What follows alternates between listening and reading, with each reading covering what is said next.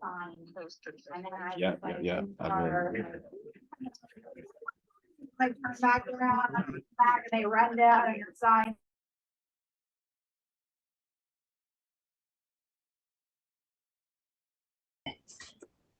And the big hubbub when I started, because of course when I started this business was really, really different. Not to make myself sound like I was 100, but when I started at Roy LePage Signature. I was the youngest person. I was the youngest realtor in the office by at least a decade. At least a decade. Once a day, someone would ask me, like, "Are you on reception? What are you? Who?" You want to know who I was. And it looked very different. And when there were 22,000 realtors, the whole hubbub was like, "Are we going to get to 25,000? All the little old ladies were like, "We're never going to get." I was like, "Buckle up. We're definitely going to get to 25,000. So the business looked incredibly different back then. And even back then in 2001, that was a very low transaction volume year. So if you're sitting here and you're like, "Oh my gosh, it feels like I'm trudging through mud. This is terrible." It's not just you. It's not your brain. It's really actually what is happening out there right now. And this is not normal, and it will feel different. There's also a lot of realtors right now that are making different decisions. People are retiring, they're deciding to get out of the business. We have this big bill coming down the pipeline in January because you'll have your TREB fee due. You'll have the new OREA bill, which will likely include that Ontario Realtor Wellness Plan, which I'm not going to comment on publicly here for a variety of reasons. It's recording. It's recording. Yes. Find my P's and Q's on that one. But people are making different decisions, so there are likely going to be less realtors trading next year. But the whole point of our summit program, and I want to say congratulations on making it to week 5, is that the goal is to change your mindset a little bit. So even if you're like, "I don't want to worry about points every single day," I do want you every single day when you wake up to think, "How am I going to generate business today?" Because if you don't do that, then you end up on that roller coaster we talked about in week 1, right? Where you do all kinds of deals, hopefully. You get a nice little pocket of money, but then you look around and you realize, "Oh my gosh, now I have no other deals and no other leads I'm working with." The flip side to that is that you start working with a whole bunch of people, they don't buy, they don't sell, and you haven't been prospecting. And now you're at the bottom of that roller coaster without a little pocket of money, and you have to start all over again. So the goal of this summit is to help your mindset to realize every single day you need to be thinking, "How am I going to generate business on a regular basis?" Make sense? Okay, so today we're going to finish the listing presentation. We have had a very, very generous offer by somebody in this room who has graciously offered to share his listing presentation and walk us through how he presents it. Pretty nice, huh? Pretty nice. I mean, I was going to volunteer somebody, but when I got his text message this morning, I was like, "Well, there you go. The universe pulling through again." So we're excited about that. We're going to do that in a few minutes. When I see you next week, we are going to talk about negotiating, a very important topic right now. And I'm going to wrap up next week with sort of some things I want you to think about and plans going forward into the future. It's November. It's planning season and planning time. So this is when, back in class 1, we talked about the roadmap, the 8-point roadmap. And I said to you, that's something you should be working on. If you haven't finished that, I'm going to encourage you to do that for homework this week. So if you have questions or things you want to talk about next week in our last class, we can do that. And then we're going to have lunch. Has someone ordered lunch? Yes, somebody is on the way. Great. Those of you on Zoom land, can you make a note, Kiana? Can somebody ask Matt if we have an attendance list for lunch? We don't actually. It's like right now. We'll figure that out. Zoom land, if you're coming in for lunch, can you sound off in the chat or let us know? Or Kiana, can you figure that out? Someone just organize lunch, please. That's all I want. Look, I spilled coffee all over the courier today. Isn't that terrible? Poor Mary. Mary Murray's going to come in and be like, "Sorry, just find the coffee there." Okay, Najee, hit the page for me if you don't mind. All right, so listing presentation. We did this a little bit last week. We're going to go through what we didn't talk about. We'll do a quick review, and then we're going to go through the actual presentation. So what do sellers want and what do they want to know? Last week, we talked about the fact that sellers really want to know, are you going to be able to sell my house? Are you going to sell it for the price I want? What does the process look like? How difficult is it going to be? And you as the agent want to know, this is a seller that's actually going to sell, especially in today's market. Yes, having sellers is not easy right now. It's not like it was a year ago where we were like, Yahoo, put that sign on the lawn. A little bit of skill involved in the multiple offer night, but otherwise away we go. So we talked about the 6 things that need to be answered. Why you, why your company, what the house is worth, what are you going to do, what do you charge, and how is the market? Slide please, Natalie. Okay, so we talked about walking through the property and always being positive. Remember, not using our realtor brain of like, oh God, this wall looks horrible, but like, wow, this is a great space. I love what you've done with it. I love this paint color. I love this. We always want to be very upbeat. Then we're going to go through those seller pre-qualification questions. Then we're going to go through the actual listing presentation. I didn't ask you this last week. What is everyone using for their listing presentation? And if you're not using one, that's okay. I think I had 7 years in my business before I was like, I better get an actual presentation here. Say again? Canva. Canva, thank you. Hard copy, okay. How many of you aren't using an actual formal listing presentation yet because you aren't yet going on listing appointments? That's okay if you're not. Okay, good, perfect. So today we're going to talk about, I'm going to show you the Royal LePage signature listing presentation that I'd love you to use. And then our local celeb's going to come up and show you what it is he's doing, okay? So in the presentation, you're going to go through the 6 questions. Why you, why your company, how's the market, what's my house worth, how do we price today, and what are you going to do? Is that 6? That's 6, okay. And we chatted last week about this idea of the micro market analysis. It's very important to me that every single person graduating out of the summit knows how to pull micro market data. How many of you are confident in your ability to find micro market data? Okay, how many of you are not? Tell me why. Show it out. Haven't done it? Haven't done it? I have a question. Yes. Could a micro market just be like a pocket of 4 streets? Great question. Great question. The question was, can a micro market be a pocket of 4 streets? What do you think my answer is going to be? Depends. Boom, boom, boom. Da, da, da. It depends. So Oliver, I think the question really is, can you find the data for those 4 streets in an accurate manner to be able to portray on this graph? And then further to that, why only those 4 streets?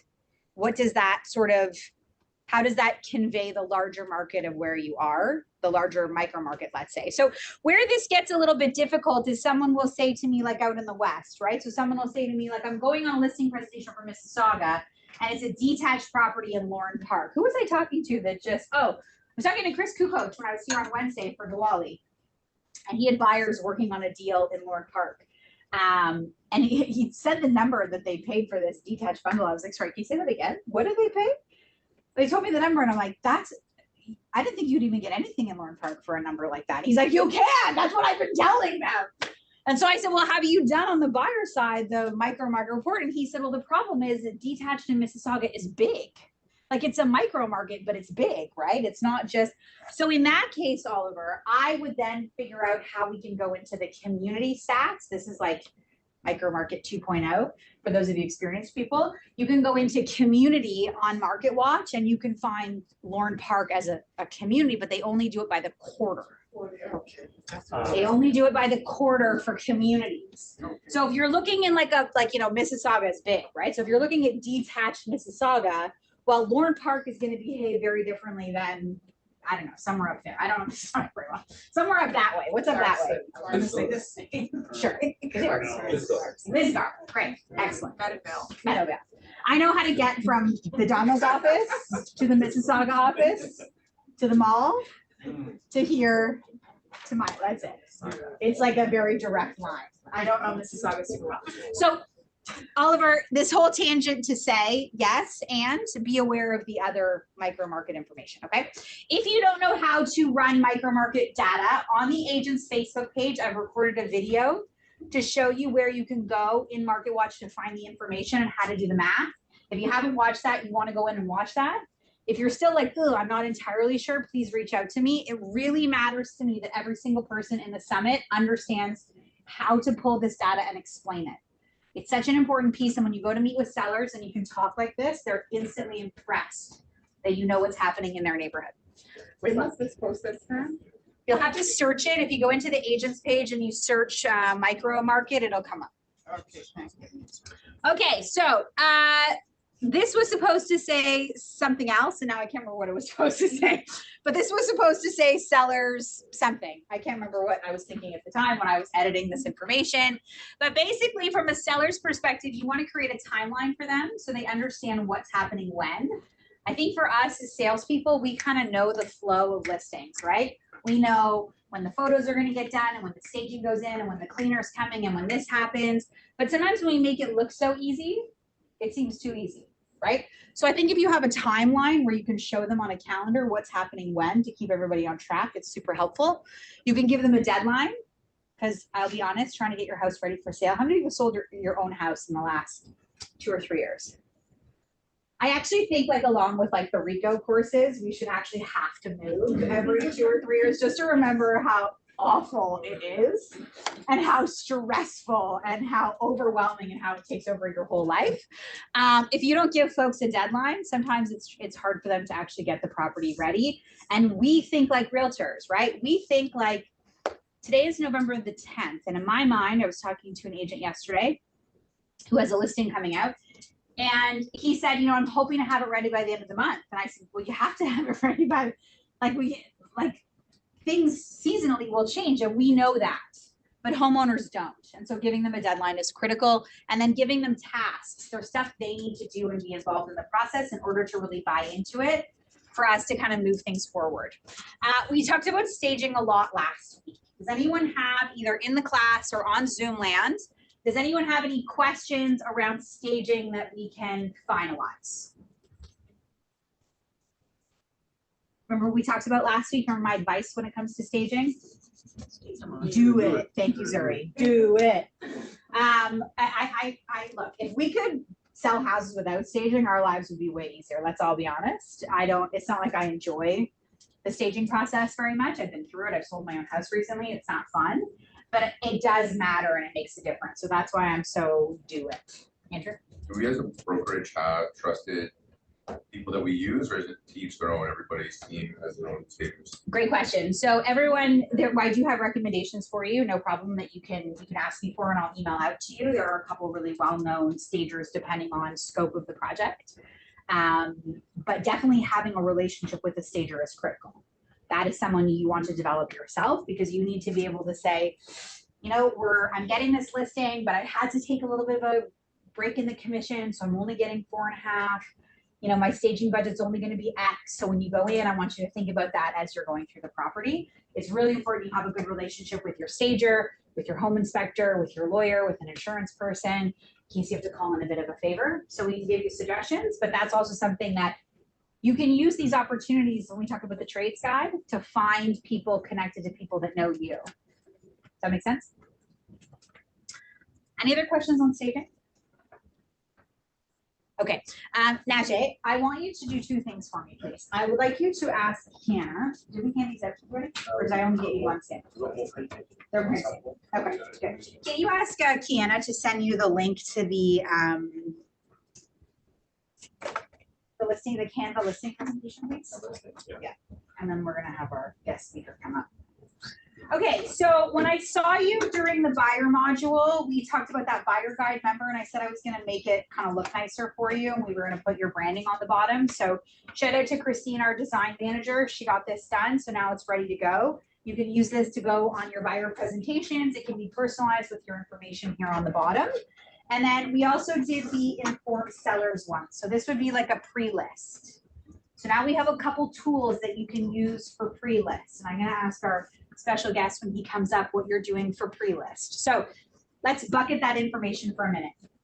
If you are newer and you're just getting started, you haven't had a lot of listings, you're going to marry yourself to the brokerage. So you're going to talk a lot about we and who we are and our performance and our history and our experience and all that kind of good stuff. If you are getting a little more experience and you've had some listings, I want your presentation and your content to be heavily focused on a property you have already worked.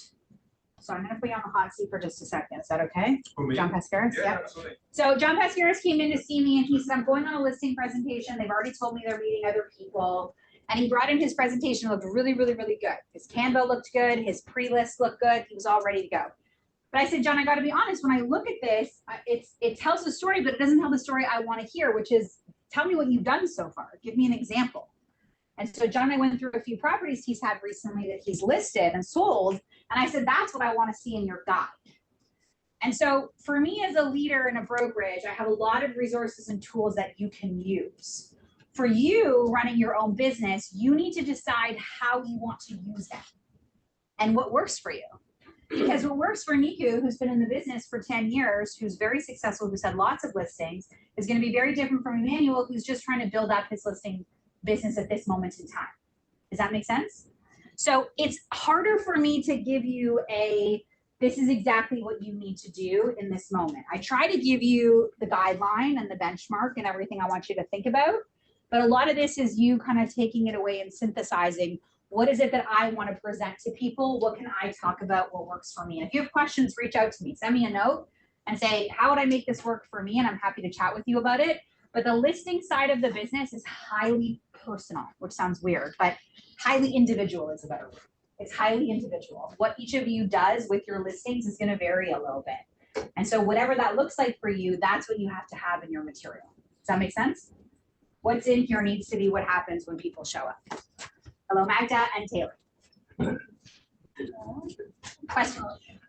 Okay, so while marrying myself to the brokerage, can I also highlight things I did previously? If I was going to Yes, great question. So the question was, when I married myself to the brokerage, can I highlight things that I did before I came to marriage? Yes, in your previous marriage. Typically not okay, but in this case, okay. Typically they tell you not to talk about your ex-husband, especially if he's sure. You're especially nice. I would say yes. I think that when you're going through this, you want to think about you as a human, right? Remember, if we go back to those 6 questions for a second, one of the questions is why you? So if you had things that you did in a previous company, that's just part of who you are. So you can definitely talk about that, okay? Okay, so can you pull up for me the Canva document, please? Can I ask a question, sir? Mm-hmm. In terms of Sorry, Jay, you had your hand up. no, so how much information is too much? Because I Ooh, was good on a question. listing presentation this week, and the guy was good in the sense he was very patient. He was into whatever I had to say. He was very like in the moment. But then he says, "Okay, take me through all the transactions you've done this year, Oh, like okay. all the transactions, Okay. buying, selling, both." And Okay. I'm there. I said, "Okay, that's gonna take too much time. So let me go back and send you the information." It's like, "No, right then." Okay. And then we go through like 13, 14 transactions I've done this year, each and every one. Like I had to open each and everything on, on the Trebs website Okay. and take him through it. Okay. So is that too much? I Okay, mean, it so felt like- Zoomland. The comment from Shay Sharma was, how long is too long on the listing presentation, and what happens when a client has a question like, take me through every single transaction? I would say that's probably rare. I don't think most people are going to do that. But let me answer your first question first. So how long is too long? You would like, in an ideal world, your listing presentation, in my opinion, to be an hour or less. I think thanks to COVID, and thanks to online Zoomland, and thanks to a variety of other things like, TikTok brain, I think people's attention span is much shorter. Like you guys, I can tell when you've hit the wall. It's very easy for me to tell from the front of this room. It's not difficult. And when I'm on Zoom, I can tell when I ask a question and there's nothing in the chat that people are doing other things. It's very easy. So I think it's less than an hour. If you can get it into 30 to 45 minutes, I do think that's better. Sometimes if you're touring the property and they're asking questions, but your question brings a really important conversation up. We're going to talk about it a little bit next week, but it is a skill that I want everyone to think about.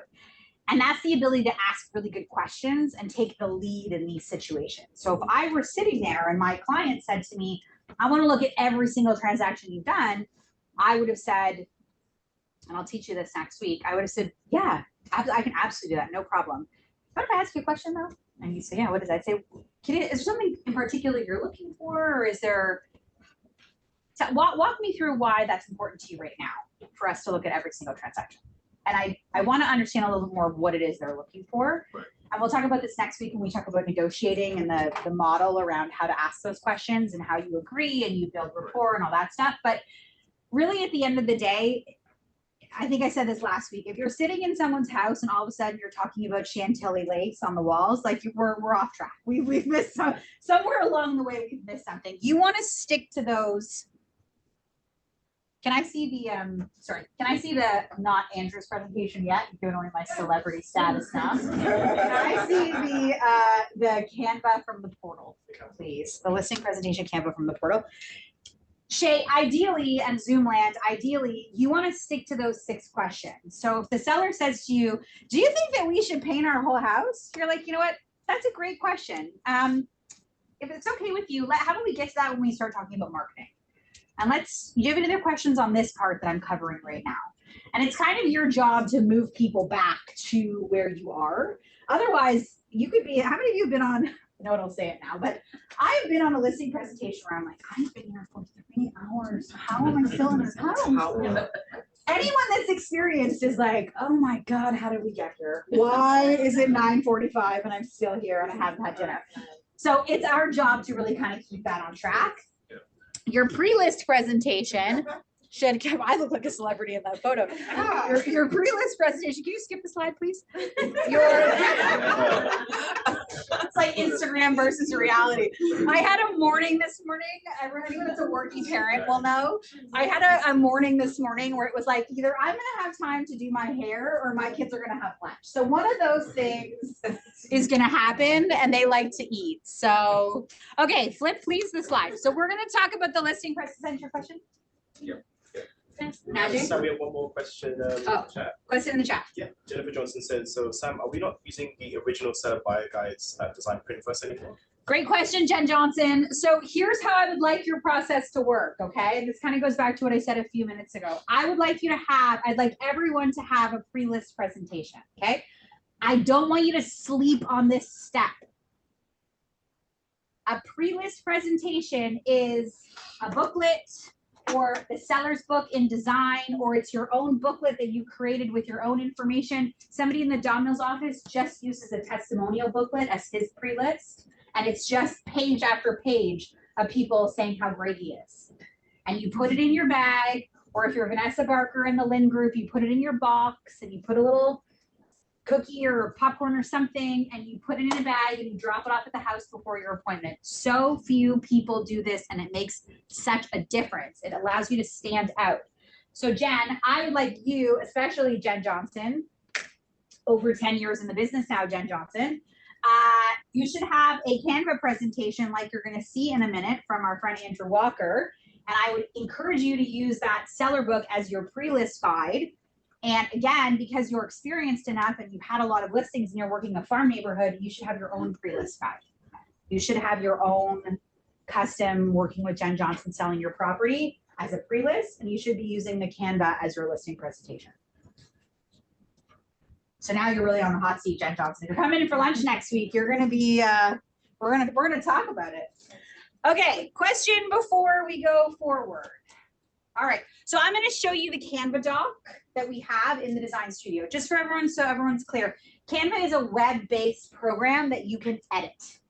So it works really well for the listing presentation because you can make changes. So if I'm going on a presentation for a property that's over $2 million and we're having to put staging into it and we're having to, do all of these things, my presentation is going to look one way. If I'm going on an appointment with a seller who's 85, and we're not painting and we're not really staging, or maybe we're just decluttering and it's gonna look a little bit different, I can change my slides quickly, say the day before or the 2 days before, so that I'm customizing who I'm meeting with and what I'm talking about. It's harder to do that when you're using paper.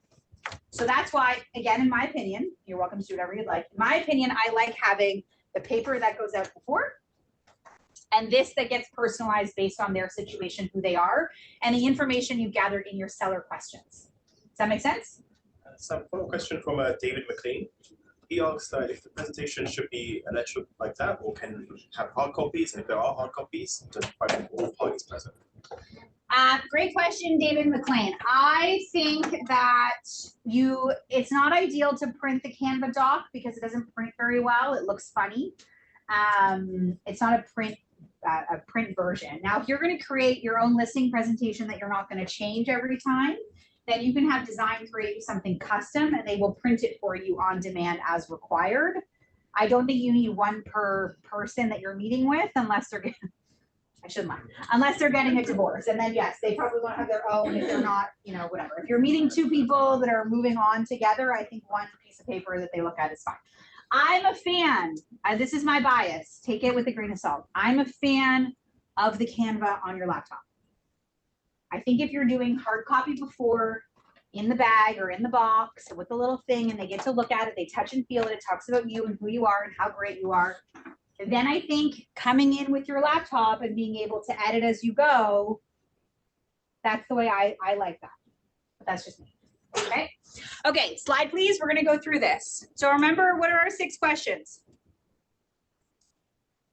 I told Matt I wasn't going to use the board, but I'm going to like, that's going to be crazy. What are our 6 questions? Good. So you, shout them out. The company. Company, How much? house worth, Market. market, Fee. fee. Good. What are you going to do? Okay, those are 6. Every question they're going to ask you falls under one of those categories. Do you do staging? That's marketing. Will you do it for less? That's fee. Should I wait now or go in the spring? That's market.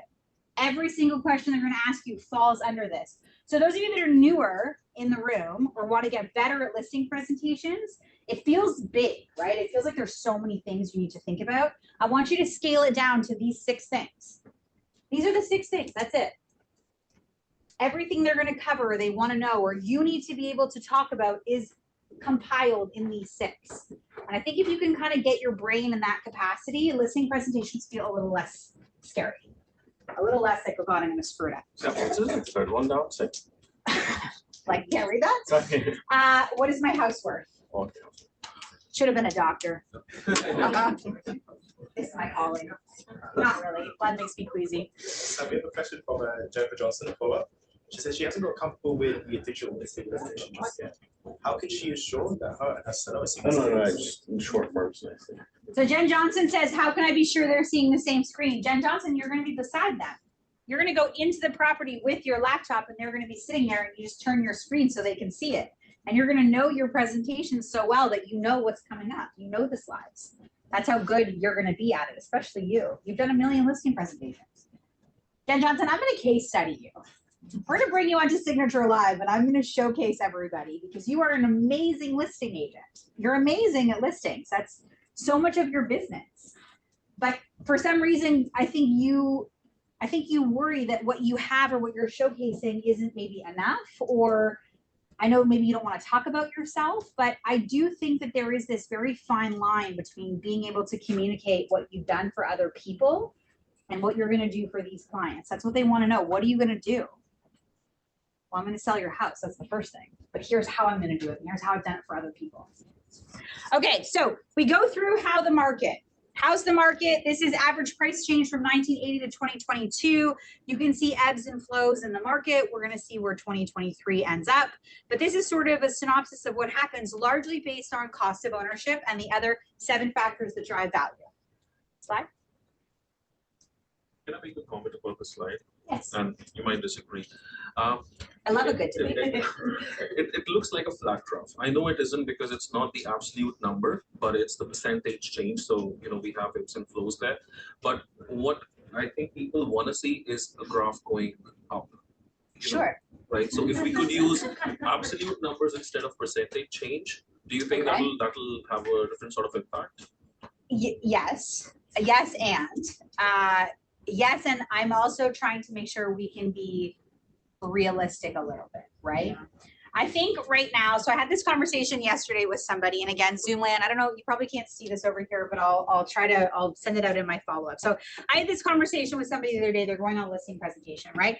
And, let's say 18 months ago when the market was going like this, if we priced a property over here, as time goes on, the market's going to catch up with our number. So pricing isn't as much of a conversation in a increasing market as it is now. Because now if we price something and the market's going like this, it's not going to catch our number. And so, yes, I agree with you, Shay, and I think there is a way to do it. I just also want the whole point, part of the point of that chart is to kind of explain to people that it ebbs and flows at different times. And it doesn't look like it's going up to the right, because this is part of the seller discussion of like pricing is important. So how about what I'll do, by the way, at the 5:30 text message that Chris and I were exchanging, my ask was like, can you get going on that report I asked you for, by the way, the 8-page Happy New Year report that I would like? And he's like, oh yeah, I'm going to work on it. I will put that on the to-do list and I'll have him lay it out and we can see how it looks. Okay. Okay. So this here is going to talk and explain to your seller where prices are sort of going and ending up. Now, interestingly enough, this was projected. Chris did this at the beginning of the year in January, and you can see we're already way better than that. Yeah. We're not going to end up at $1,050,000. We're going to end up higher than that, which is a good news story. So our graph might look a little bit more like this. Oh, I forgot I can write on this board. It might be a little more flat. It's like my kids when they get my laptop and they're like, bang. I'm like, it's not a touch screen. Don't bang on the screen. It's going to look a little bit more like this, which is an exciting story. Now, we will do a projected 2024. So if you're going on a listing presentation now, where they're saying maybe I should wait till spring, this is a good conversation to have. Okay, flip.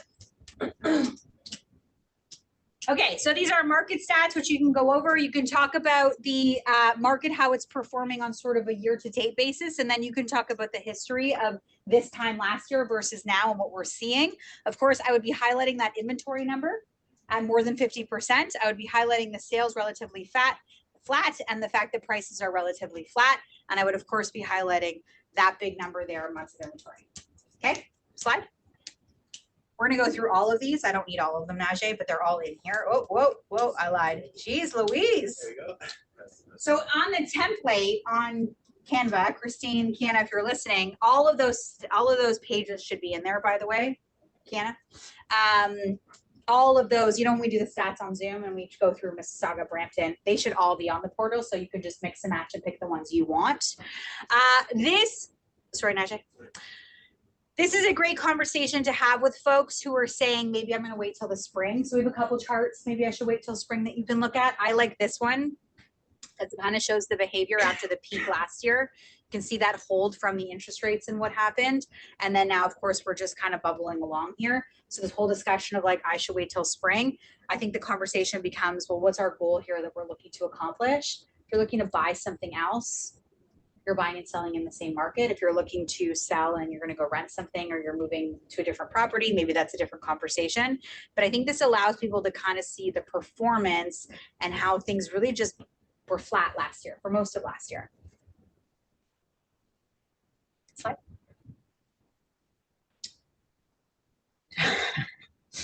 Okay, drag and drop your banner to replace booklet banners, delete this message before presenting. This just teaches you how you can actually put your information on the bottom of these. If you don't do this yourself, that's okay. The design studio can do this for you. Okay, so then we talk about the process. Is this the buyer book or the seller book?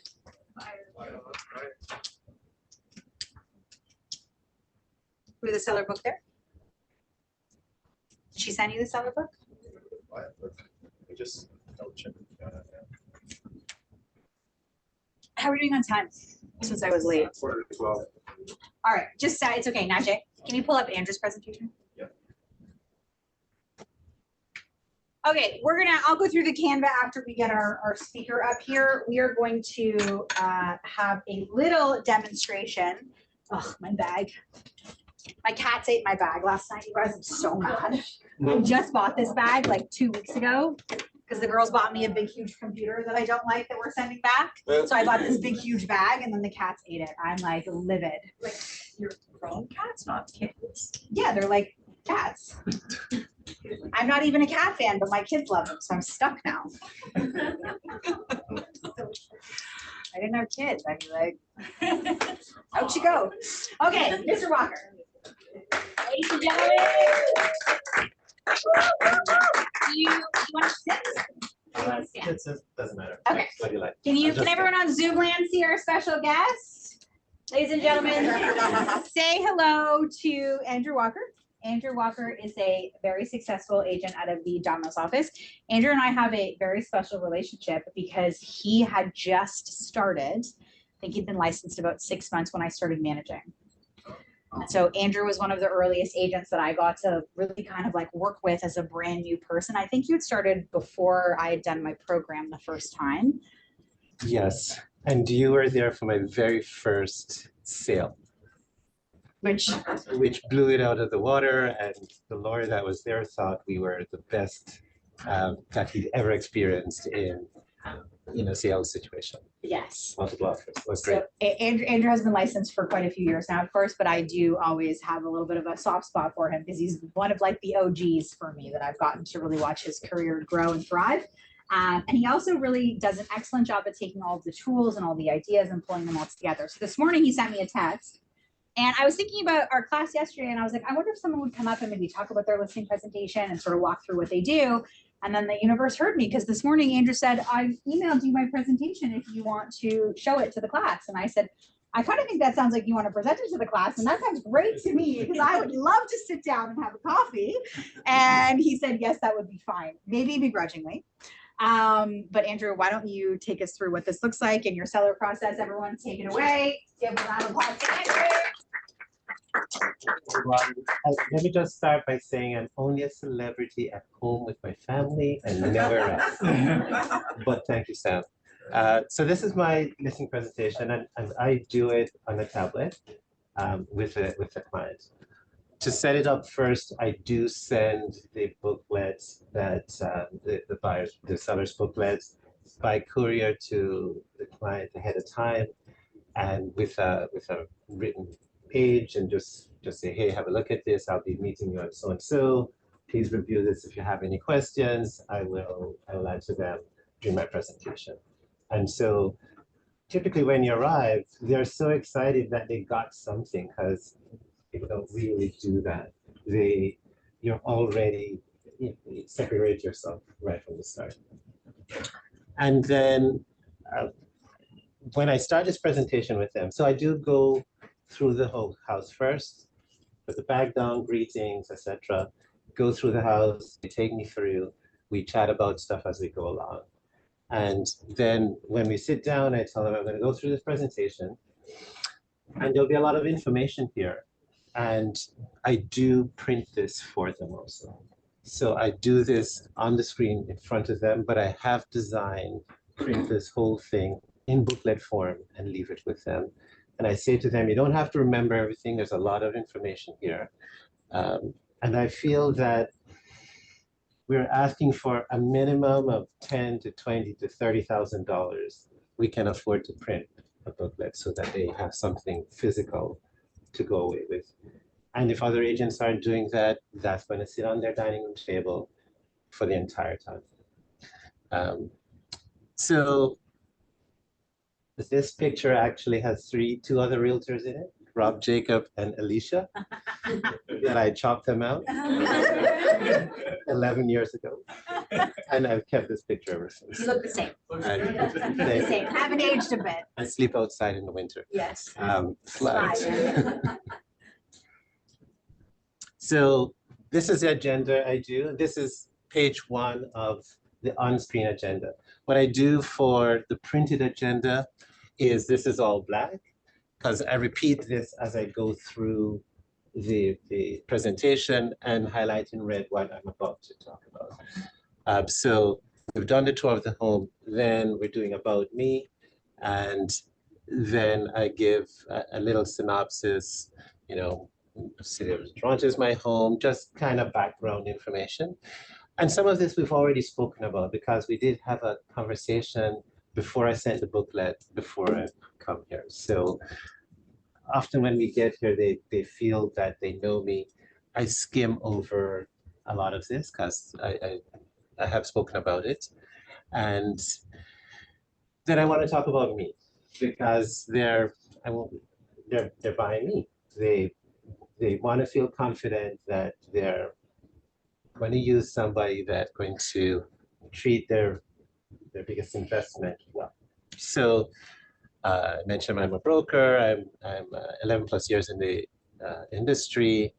9 consecutive years of achievements awards, President's Goals Awards, and then I include what that means because nobody knows what that means. So when you say in the top 6 to 10% of realtors, they immediately think of you differently. Awards of Excellence, CNE, and as a project manager before, so I do put that in because I want them to feel that, you know, this is a project to me. I'm going to manage their sale or their purchase in a project-like fashion, and everybody knows what that feels. So if your history has something that leverages you today, put it on there. Then the testimonial page, I don't do anything at all with that. I say, here's some testimonials for you to read. It's in the booklet.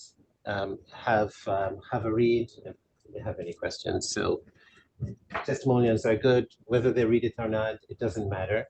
And I do like to put the actual names of the people who gave the testimony. You can make it up. It was a real person that wrote this. I actually didn't even ask them to do this. They just did it. And then I move on to understanding the market overall. Okay, and we go. I don't like most of the other slides. And they're too hard to explain, I find, to people who don't delve in the stats like we do. So I only put the things that I feel they can understand well, or something that speaks specifically to their situation. I love this one because it's so very visual. You can mentally draw a line.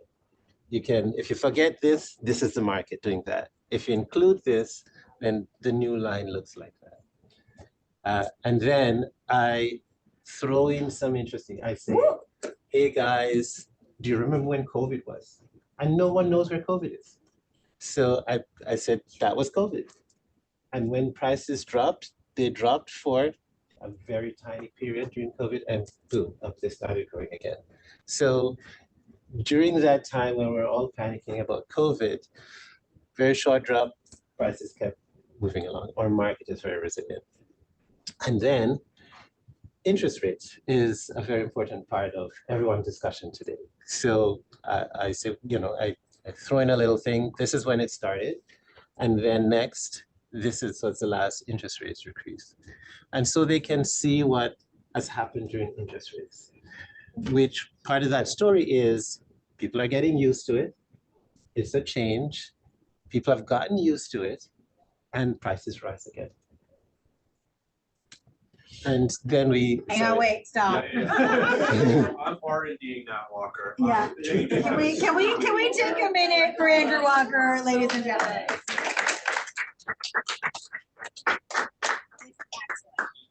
Excellent, excellent.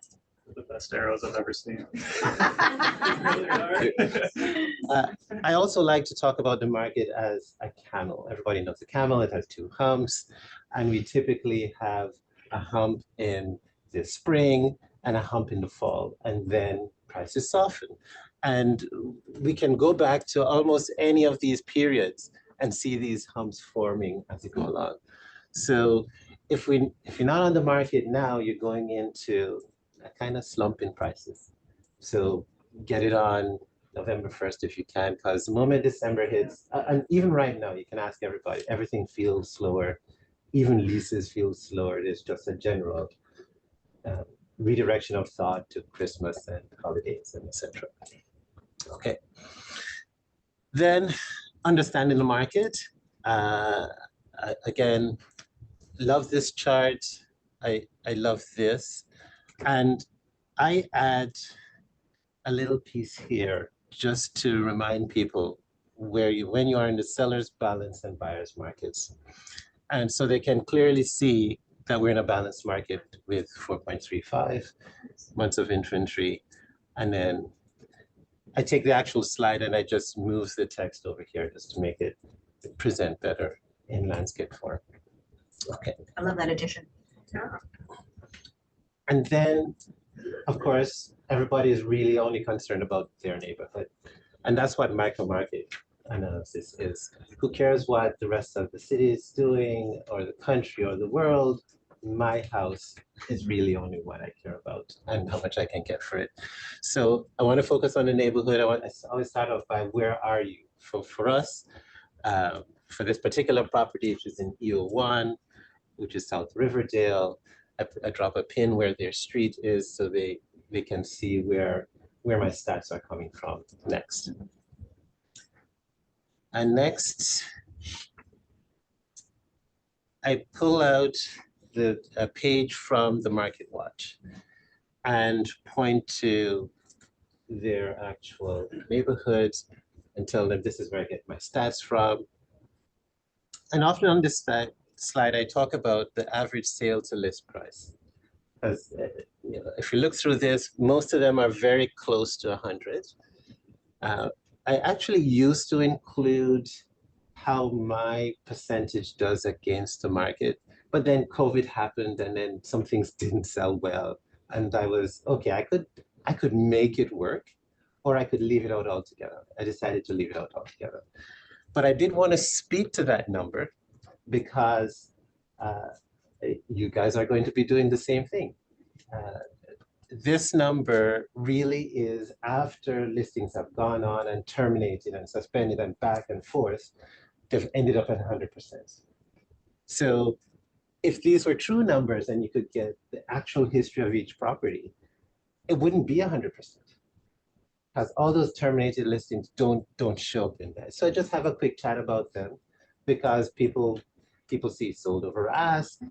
And so I explained sold over ask means that we priced it at a marketing number and we got it over here. But what you don't see in these figures are the ones that didn't sell, got terminated, got relisted at the correct number and sold at 100% or 99%. Next. This was a semi-detached property.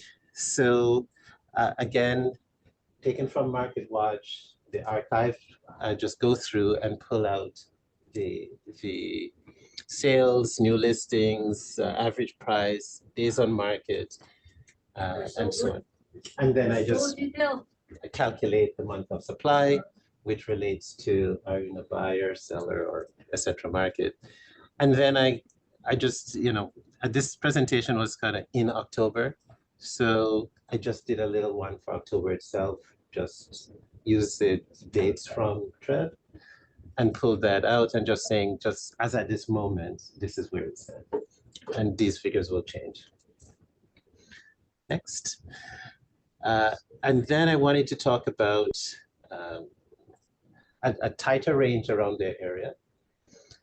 And I went back a little further because there was so little information. So just a bit of a chat. And I do include the listings like these guys that didn't sell to highlight that earlier point that yes, this guy sold, sorry, here we are.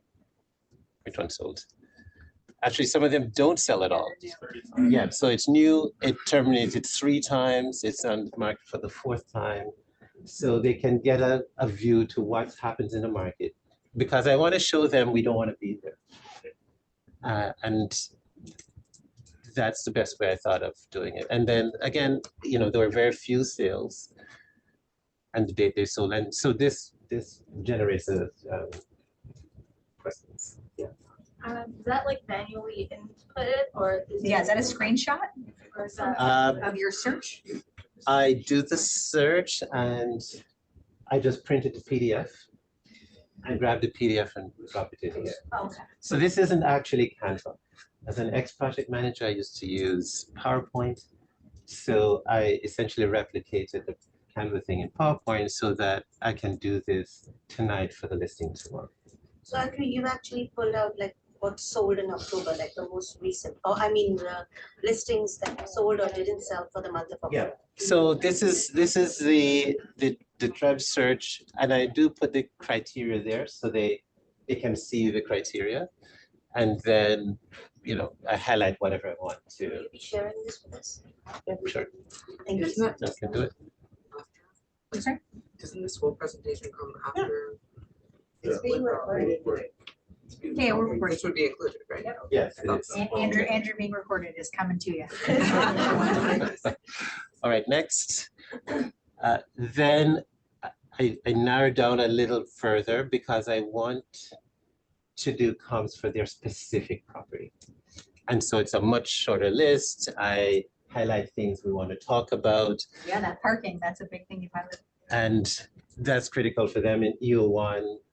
There's, they have no parking. So besides that big list, this was all that was there that didn't have parking.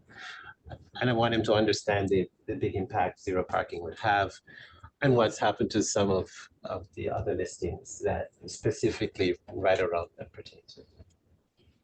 Next, then I move on to strategic pricing, and this you'll see straight from the other stuff. So these are two strategies. Next, and then on to marketing.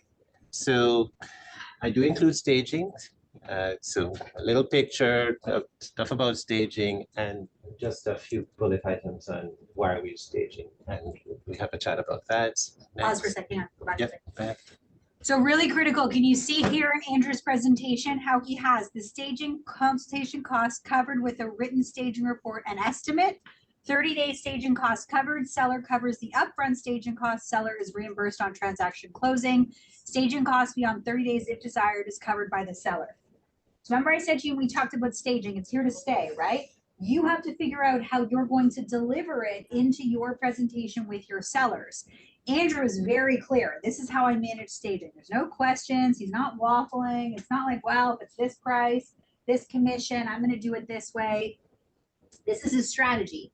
Some of you, when we talk about commission, may decide to have different packages, which is fine. You can have 5.5% and the agent pays for the staging, or it's 5% and the client pays for the staging. There's no one way to do this. And I just wanted to reinforce this point because when we talk about I give you strategy and you make decisions, largely this is an individual decision about how you want to run your business. But I admire Andrew so much for in the presentation, him saying, this is how it works with me and my staging.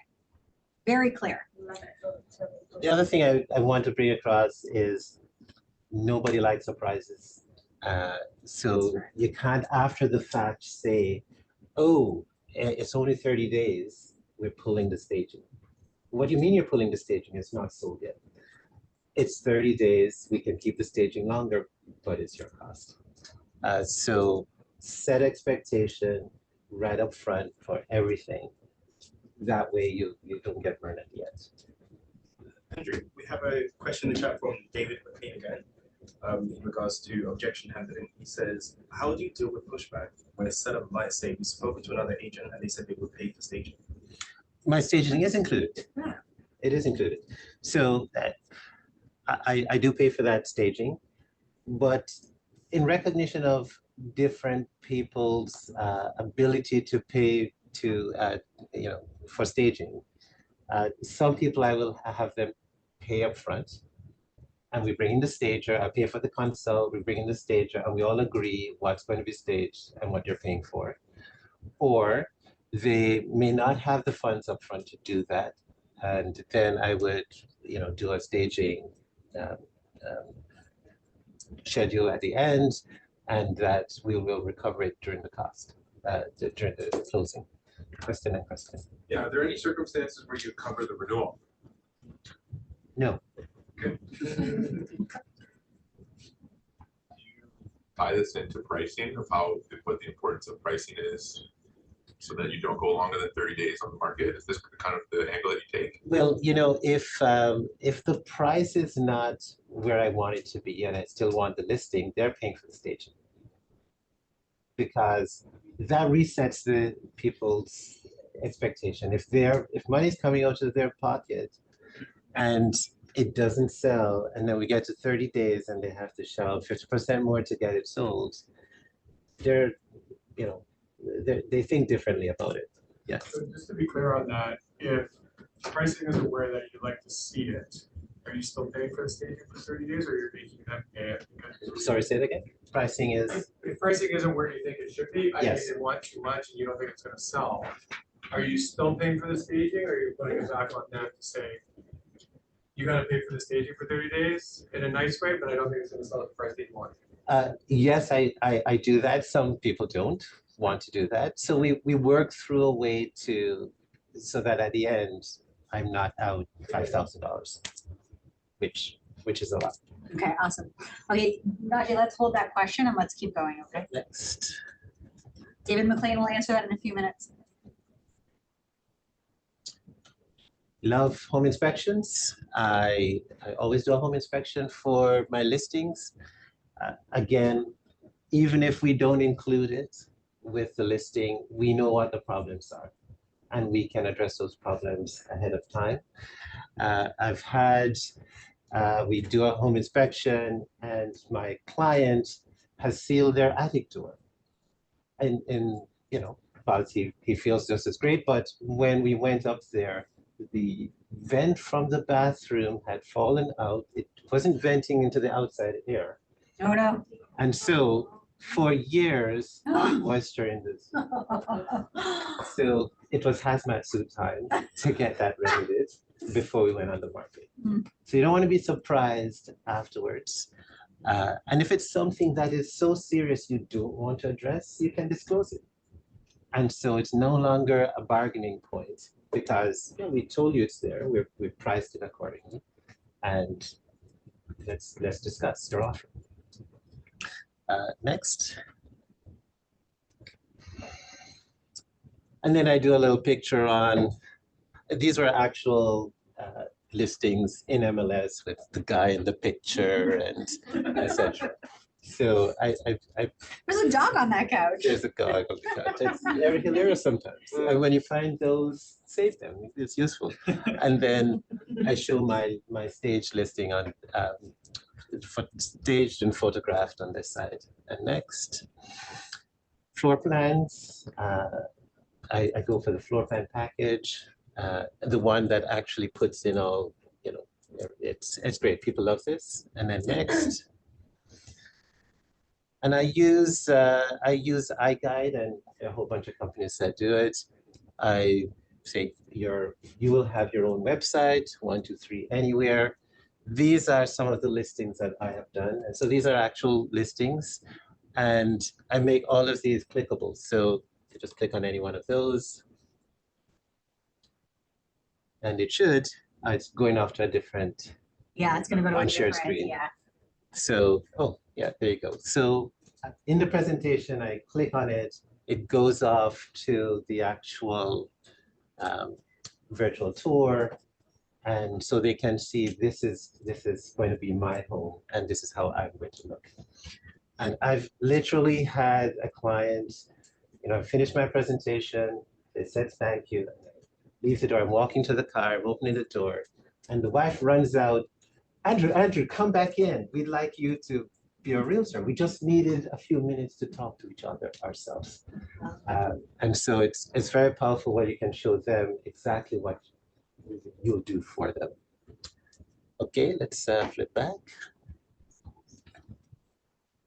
While we do that, Andrew, can I ask a question? The floor plan package, is that a report you can pull from Property Line, or how do you get that?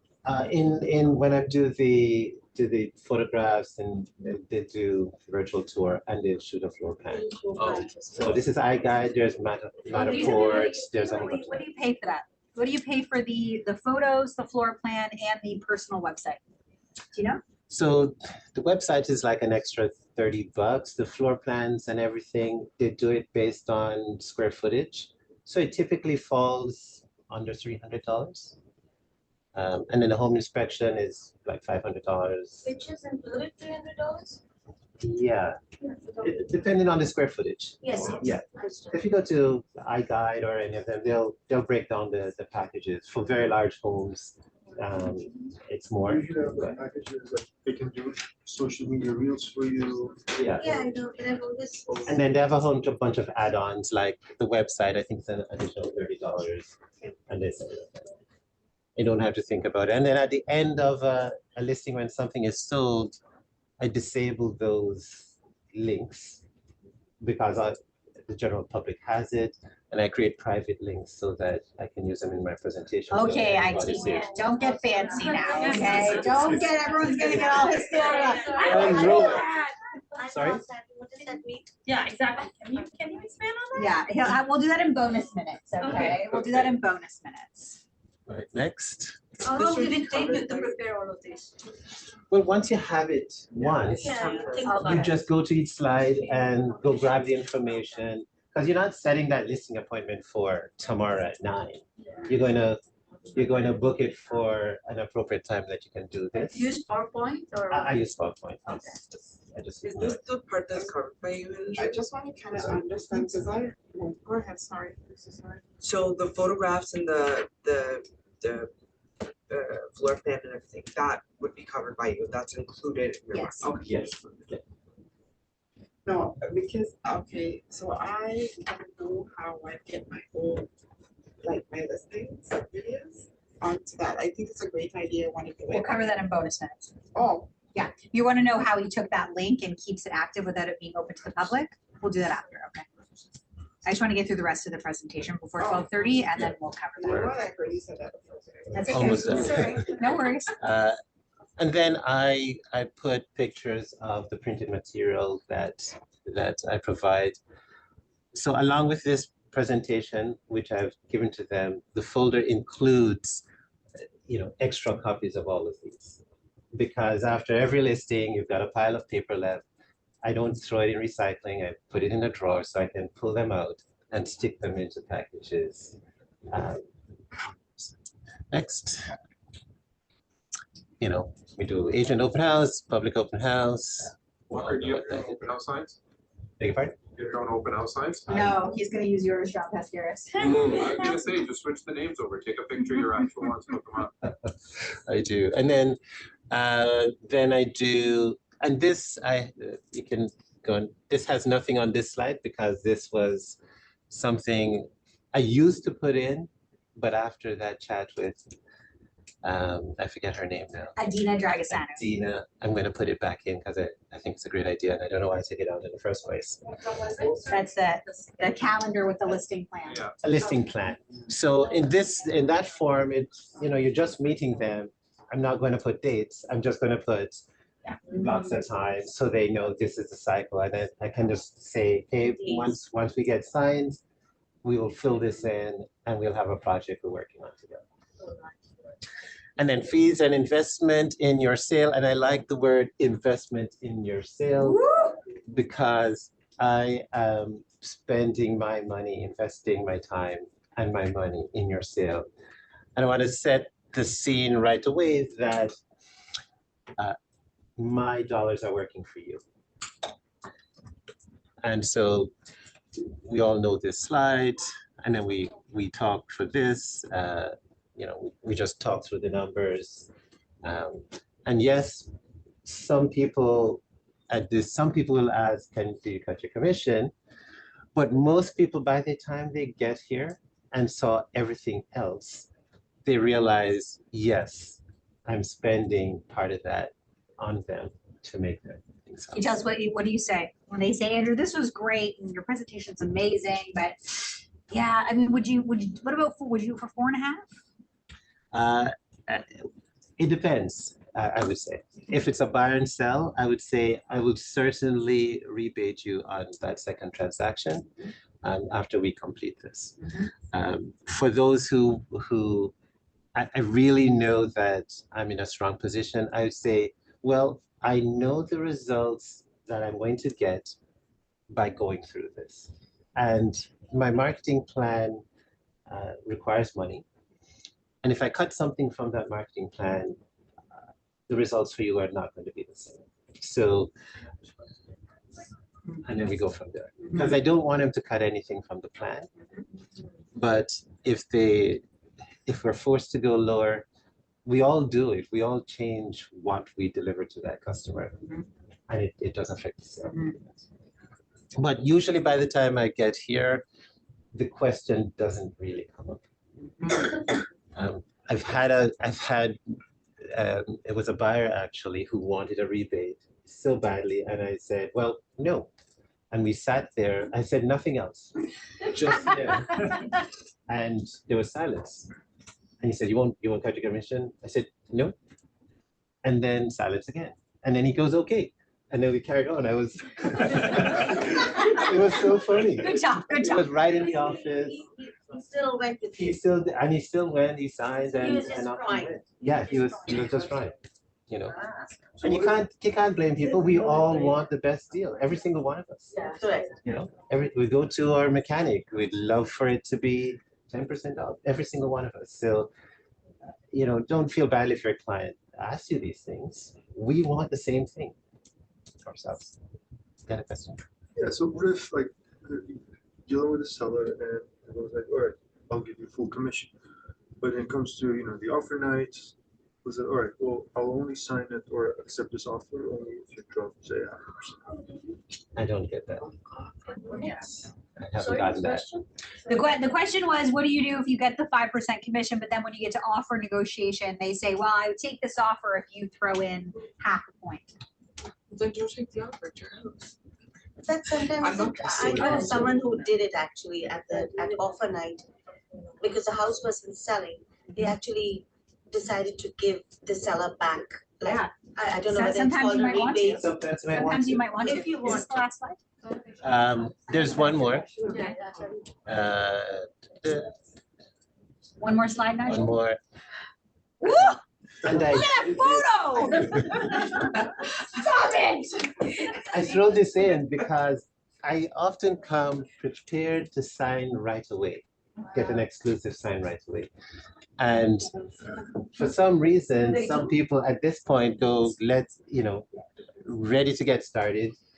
And we're talking and they go, what do we do next? And then I go, okay, we've signed an exclusive, and I just sign it right there and just get the ball rolling. So you fill out paperwork in advance before meeting? Yeah, because an exclusive paperwork is very easy to fill out, right? And when I There's get a nothing- next listing presentation, will you go with me? Yeah, if you're gonna give him half the fee, he will. If you're gonna give him half the fee, he will. Go, go, go, go, go, go, go, go.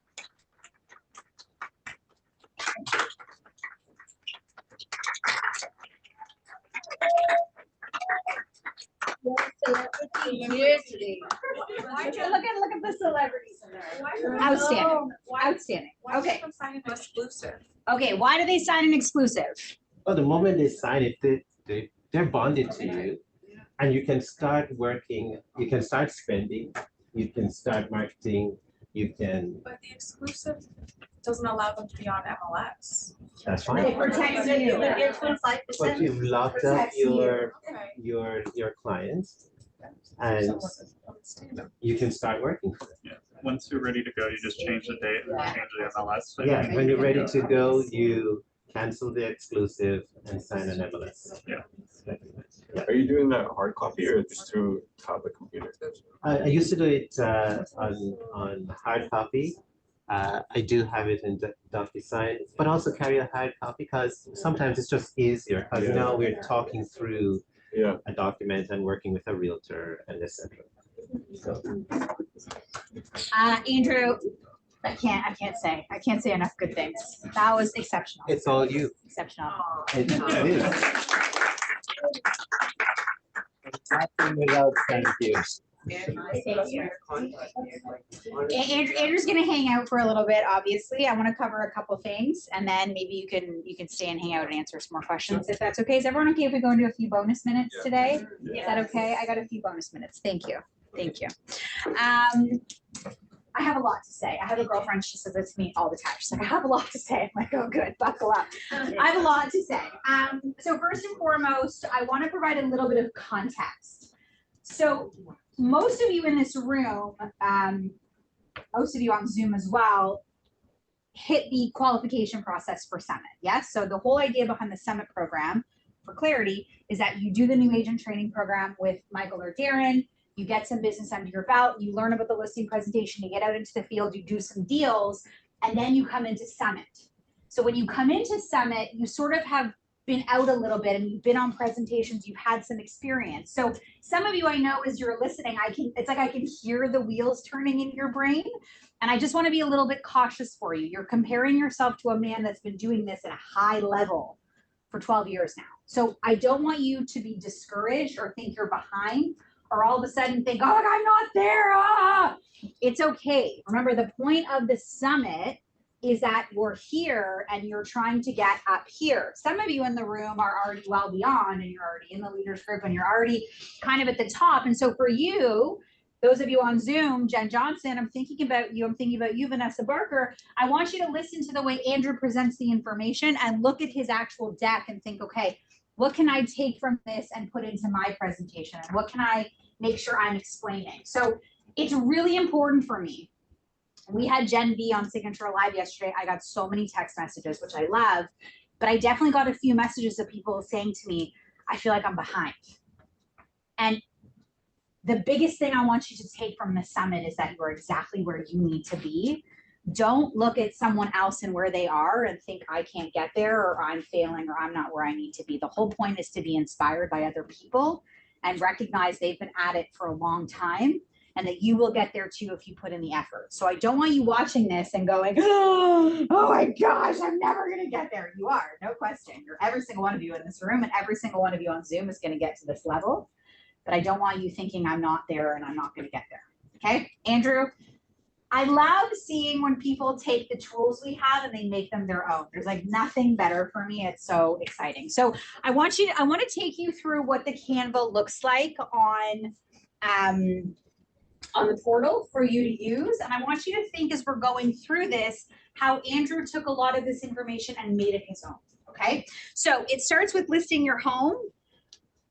Slide, please. It should go through a little blurb about me. You saw on Andrew's, he talked about him. Now, what I loved about what he said about talking about himself is that they are there to hire you, right? So you do need to have something to say about yourself. And it doesn't have to be, I sell this many houses. You heard Andrew say, I took my stats out of there because during COVID, they kind of got wonky. But he does have a clear focus on who he is and what he is selling as. And by the way, that certified negotiation expert course, critical, it has a new name now. Don't ask me what it's called. It's called something else. Designation, something to negotiate. If you've done that course, how do you find your certification? Oh, you just email them. Just go on to thenatureofrealestate.com, go to contact us and send them a note. I actually think is a Sorry, it was real estate negotiation. thank you. Real estate negotiation expert is what it's called now. Truth be told, I prefer certified negotiation, but I'm not gonna get crazy about it. But I think if you have that, having those designations, and again, if you're in kind of a summit level course rate, like if you are in the summit level where you're trying to get into the champions group or get into the leaders group, having that as your, this is who I am, huge, amazing, awesome. People are gonna love that, okay? So I love when Andrew talked about who he was. He talked about his awards, but he also talked about his designations, his past experience, and who he is. It didn't feel overbearing, right? He wasn't like, I'm the #1 agent in this neighborhood. I just add, I spoke about this yesterday. Somebody who may know you, don't skip this part. Because when I was doing my presentation, he knew me, but he didn't know me as a real estate agent. And his feedback to me was, I'm so happy that you took the time to explain it because I didn't know you as a real estate agent. Yeah, critical. I had a great guy whose name you would know, so I'm not going to share it with you, but he came into me a couple months ago and he sat down with that like dejected, like, and I was like, what's wrong? What happened? And he said, I went on a listing appointment for a past client. I've sold him 4 houses before this property I went into. And I went in with like the go list me, right? Like I just sauntered in with my comparables. Like I've worked with them for so long. And I told them what the property was worth. And we had a little walk around and they hired the neighborhood expert. And he's like, when I went back to them, they just said like, we think you're great. We appreciate our relationship with the neighborhood expert, you know, kind of just like walked us through things a little bit better. So don't sleep on the fact that you think because you have a relationship with somebody, they're just going to hire you. Especially now at prices where they are. So you're going to talk about you and who you are. Again, this is individual, right? So I want you brainstorming now in your brain. What am I going to say about me? What do they care about? What can I use to leverage? So today's agenda, going through all the things. Again, these are all, you can change all of these around, right? On Canva or on PowerPoint, change by the situation, change by the scenario. Okay, we go look around. Say nice things. Then we talk about the market. How do markets behave during times of change? We don't have slides in here. I mean, charts, I mean. Hit me. Okay, buy first, oh, here we go. So buy first, sell first. Go back for a second, Najee. This is a question that comes up a lot when you're going on a listing presentation, yes? And they're gonna buy first or sell first. We didn't talk about this in super detail. I'm gonna cover this in bonus minutes. Some of you could answer this question maybe better than I could, but those of you that are newer, we're gonna do a few bonus minutes after and I'll cover that conversation. Slide, okay, I love those arrows. Kiana, can you tell Christine to put some arrows on our graphs, please? Thank you kindly. Slide. I'm not going to cover this in detail. Okay, so I love this. So Andrew, what I love that you said is Andrew said, I don't include as many graphs as we have because a lot of people aren't paying that close attention. They don't think about stats like we do, right? I love that. I agree completely. I cannot believe I'm saying this out loud on camera in a recording, but this is actually my favorite chart. I have a favorite chart now. I feel like I'm a real grown-up. But this is my favorite chart because I like being able to see the pattern of what the market has done over the last 12 months.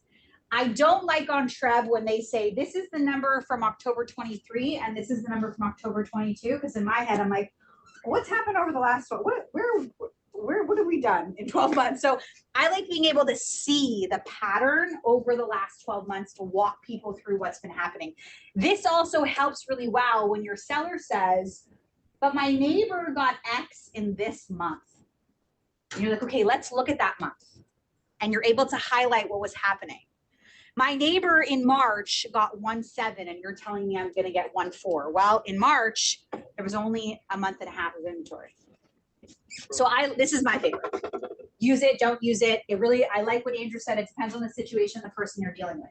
If you're going in to talk to Mr. Chris Slidham or the person who manages your finances or your accountant, you probably want more graphs than less graphs, yes? Okay, think about that. You're coming in to talk to me. I'm like, how's the market? It's now the time. Is it? Great, go. Perfect. Slide. So this is where you're going to find all of your information. This is also where you find your micro market report. Andrew, I like that you had this slide in here.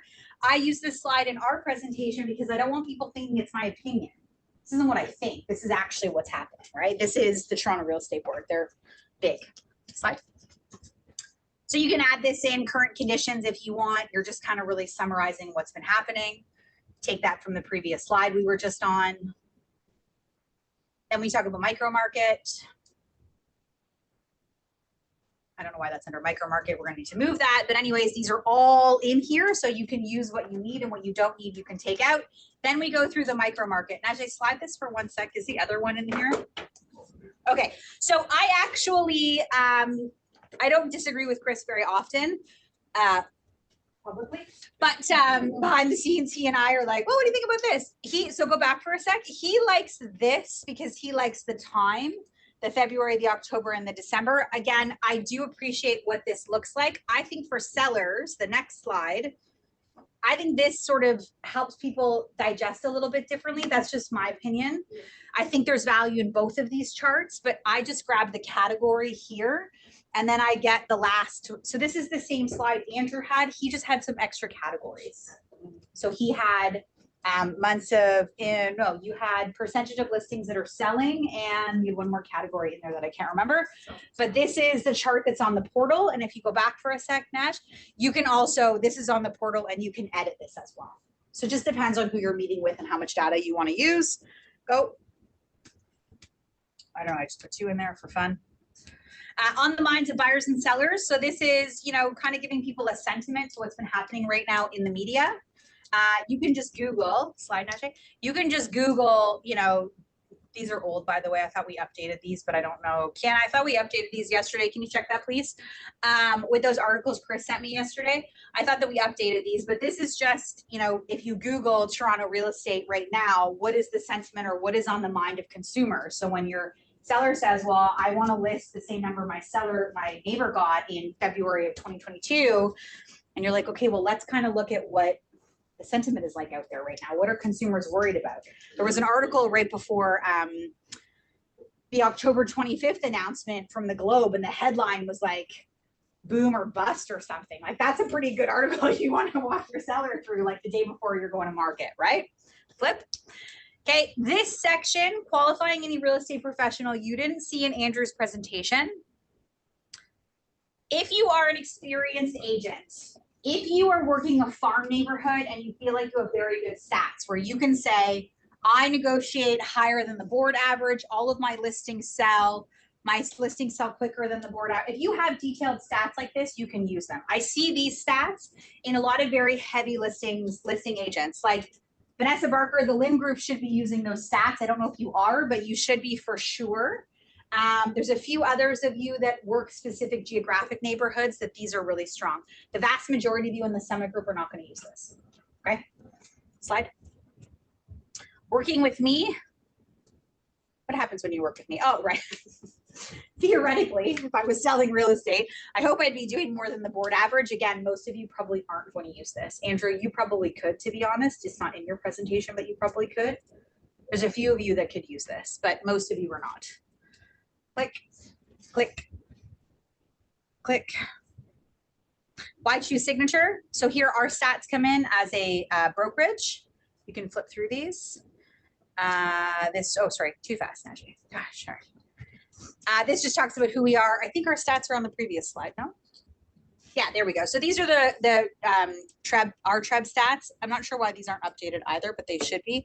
Kiana, can you grab these updated stats? Christine has them. They're in the seller booklet, so we can just update those. So if you want to talk about performance, you can talk about brokerage performance. Again, those of you that are newer, you marry yourself to the brokerage, talk about what it is we do based on our expertise and our knowledge. I don't have access. Christine will, Kiana. Just remind her if you don't mind. I'm reminding you to remind her because she's not on the call. Click. I don't think. Okay, then we talk about pricing. Andrew, I loved your slides. I loved how you pulled that micro market information into pricing. That was a hot tip. I think you can do that. I have my micro market data in market, but you saw Andrew had that under pricing. Slide, please.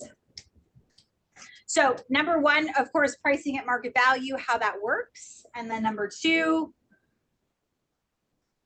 pricing low for a holdback. Then we talk about marketing. Then we talk about the actual marketing. So the value of strategic marketing, well, marketed homes sell for more than their counterparts. 85% of buyers start their search online. So well-presented property is the key to capture attention. The strategic marketing piece of this presentation is the hardest thing for me to tell you carte blanche what to do. This is the most individual component of the conversation. And I appreciate Andrew so much saying, this is what I do, this is what it costs me. I think there are some not basics, fundamentals is the word I was looking for. There are some fundamentals. So number one, photos. If you take photos on your iPhone, I will find you. I'm going to bring you in. We're going to have a little talk about how we market properties. Please don't take pictures on your iPhone. This is my house when I moved 2 houses ago. This is what it looks like when I lived there, and this is how it looks like now. Staging and home prep and what that looked like. We only lived in this house for like a year maybe, and I kept thinking we're going to decorate, and then we just moved. That's what realtors do. They just sell it instead. So talking about staging and home prep, again, in Andrew's slide, he laid out the staging, the expectations and the responsibilities. I love that. Free home inspection identifies major issues addressed before going to market, allows buyers to consider removing inspection conditions before their offer. Again, you could have something a little more direct in there if you want. We just use a stock photo. I liked your picture showing the report with your name. Questions? Do you suggest that we continue to do that? I'm going to come back to that. Okay, I'm going to try to get us out of here for as close to 12:30 as I can. It probably is 12:30. It's 12:34. I'm not too great today. Okay, I'm going to try to get us out of here as soon as possible. And then if you'd like to stay for bonus minutes, you can stay for bonus minutes. Kiana, do I have a meeting after this? Can you tell me what I'm doing today? Status certificate is of course, the financial piece of the puzzle. This you should be ordering with your listing presentations. You should have this ready to go when you go to market so that you're not waiting the 10 days to get it. Does everyone know where to find status, how to use Condo Cafe, how to get it ordered quickly, how for it to arrive quickly? Some of you don't. So we're going to talk about that in bonus minutes. Slide, please. No, you don't. Excellent. Okay, professional photography, starting a search online photos will have buyers book an in-person showing. I also have a whole folder of bad MLS photos. I think we should do a signature live with just bad MLS photos, just to laugh. Because I have a whole folder of them. That was a hot tip, Andrew. Andrew said he saves them and then uses them for his presentation. I love that. Slide. Virtual tour and property video. Coming soon marketing, soon to not be coming soon marketing. We'll have to change that slide. Okay, so advertising and this component of the puzzle, again, largely individual, right? Some of you are gonna run Facebook ads and targeted ads, some of you aren't. Some of you are gonna have a great website you wanna include here. Some of you are just gonna rely on the IDX feed, which means the listing goes on MLS and it goes to everyone's website that is subscribed of our 70,000 members, okay? Largely personal. If you wanna talk about online marketing, you can let me know. Print marketing, showings, this should be updated. Virtual open houses, I think this is our old presentation. Yeah, this is the old, it's fine. I should have reviewed it before we got here, but I didn't because I thought we were using the new one, but that's okay. You can talk about offer negotiations. Again, if you have your designation, you can drop that in here. You're a certified negotiation expert. Selling costs, I love that. Investment in your sale. That was amazing. Sue Young, I would definitely use professional photos on a lease. Our fee works. So again, you can divide this up. You can put whatever you'd like on this slide. You have limited to zero costs up front. I take on all marketing costs. Our fee is only paid on a successful completion of sale. Here's the thing. We're going to talk about the commission next week in negotiating, but in our last class together. They're only paying if you actually do your job. Like, it's like when I went to buy a car last time, the guy was like, well, take it for the weekend. I'm like, oh, I can't take a car for the weekend. What if I crash it? You haven't seen me drive. It's like that. If I was going to get any car to drive for the weekend, what car would I pick? What's the one with the pony on the top? Ferrari. What's it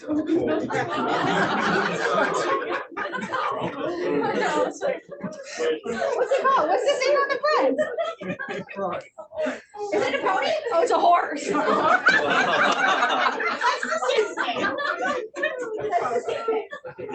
That is the same thing. To a woman, that's a pony. At least you didn't say that thingy. I knew it was a pony. It was a horse or something. I would drive that car for the weekend instead of driving something else that costs half the price. If I get to drive it for free and you can pay for my gas and my tire that's going to be low, why wouldn't I drive the best car possible? This is the same premise. Why wouldn't you hire the best realtor you could? Because you're not actually paying until I get you the best price and the best terms and the closing date you're looking for and the deal closes. You have zero risk up front. Why wouldn't you pick the best option possible? That is where this commission conversation comes in. That gets really important, okay? Keep going and we'll wrap up. Costs when selling, all your closing costs are in here. Again, you can edit these as you see fit. This purchasing costs are in here if you've got people buying and selling. I include the land transfer tax calculator on the sale side. I just think it makes sense in case people want to see it. Then you can talk about documents and forms. You heard Andrew say hot tip. He has them sign the exclusive right away. I agree completely. Are you ready to get started? We're going to add that little signature photo in here. That was money. Money, money. Okay, a couple things. Number one, everybody, last time we were in here, Merida Lake had her very first listing we talked about, and the deal fell apart after 12 days on financing, and she was very, very sad. And I am pleased to tell you that this week she negotiated 2 offers. She got multiple offers on her listing, and she successfully sold it firm with no conditions.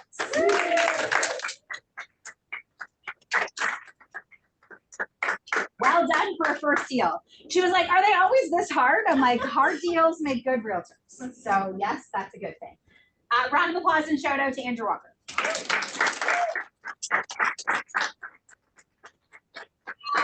Highlight if you did not have a chance to come on to Signature Live yesterday with our other celebrity, Jen V. If you want to go back and watch that replay, Jen had amazing things to say, and I think really good context on some of the things that she's been doing and working on.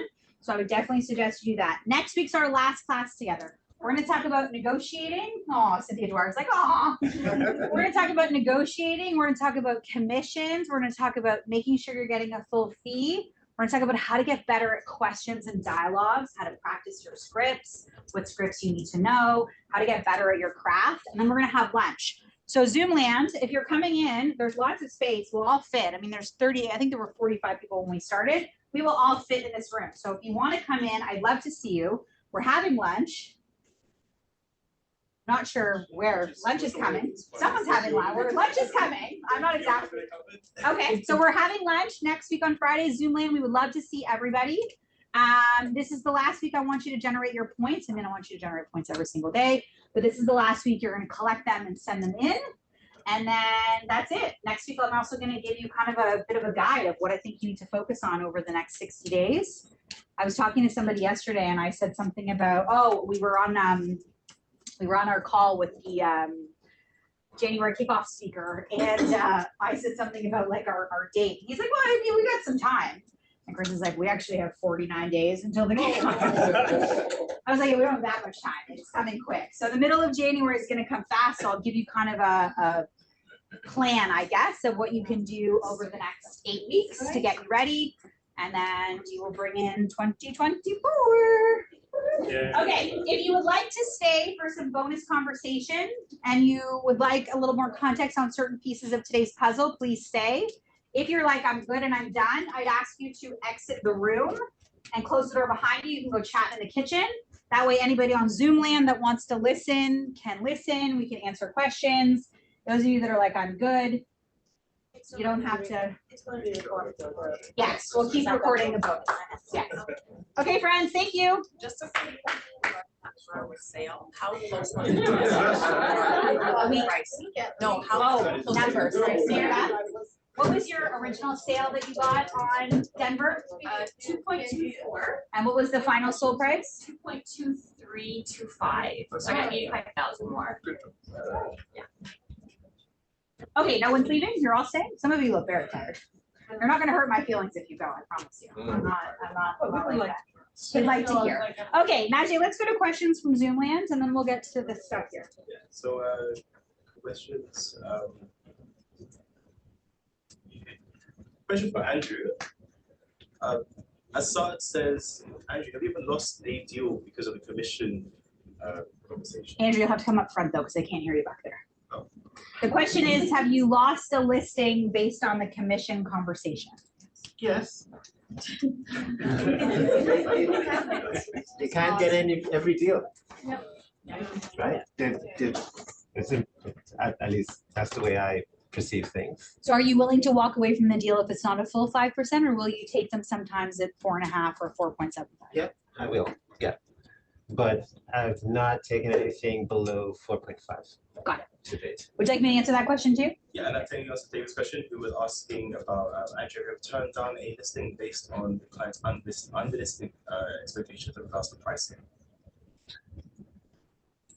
It depends. Have you turned a listing down on unrealistic pricing? I haven't, because I tried to set the expectations up front that this is what's going to happen. And it usually happens.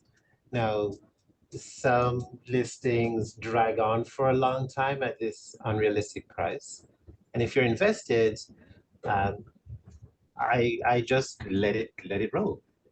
And every time we extend it, I make that, instead of a short time, I make it 5 months. So I'm locking them in for 5 months. And so I have lots of time to work with them to bring them back to reality and hopefully to a price that sells. Wonderful. Do you have a buyer presentation? Do you have a buyer presentation also? Not as crisp as that. Chris. Ooh. Question for Andrew? Yeah. Have you invested everything and then finally the seller said we're pulling out after 3 months or something? And what happens to your investment? I have not had that happen. Why? To date. Why? Don't be humble. I never really thought about it. I know why. Because I just, because Andrew goes on presentations with sellers he knows are qualified, right? He's not going on appointments and he's not taking listings that he's unsure he can sell. Every time you and I have had a conversation about a property and you say, this is where we are, I say to you, do they have to sell? And almost every time you say, yes, they do. Or you say, well, they'd really like to, but only if this happens. And so I already know that, which is why I did this with the staging and this with my marketing. The clarity you need to take listings in today's market is critical. Should you take listings today? Yes, take every piece of business that you can. Should you be very aware of the costs that you're spending while taking that listing? Yes. Don't dump $4,000 or $5,000 into staging a property you're not sure is going to sell. You put 3 of those in your month, that's it. We get into this business because we want to make all kinds of money and there's no ceiling. Well, guess what else there isn't? There's no floor. There's no like stop point from like all of a sudden I like stop losing money. I've had agents come in and cry because they're like, I had 2 listings last month and I put $8,000 into staging and they're not going to sell and they're going to take them off the market. Question. I love that you put in your presentation about the staging and how it works. Do you also have them sign a Schedule A of that reimbursement or? I do now. I previously didn't, but in this time frame, yes, I think it's really important. And the conversation, I guess, is easier with them because you've already indicated it in your Yes. presentation. Yes. I love that. Yeah, I think the setup up front is key, right? That's where there's no confusion, no uncertainty. I've gotten calls from agents saying, it's the staging renewal. I don't know what to do. Because and it's no one's fault. It's just you're going quickly sometimes with your listings and you don't think to cover all of the details, which is why a really good laid out presentation is critical. You heard Andrew say, I've done the template, it's there now. I'm not changing it every time. Sorry? But you actually have the seller pay for the staging first. You reimburse them after the completion of the sale. So I do both because some sellers don't have the funds to do it. Okay. So that's where the schedule comes in. So that I get reimbursed if it doesn't sell. But by the time we get there, they're so committed that they're going to Of sell. course. They're not speculatively trying to capitalize on the market to see what they can get. I've had none. I've never done that listing like this.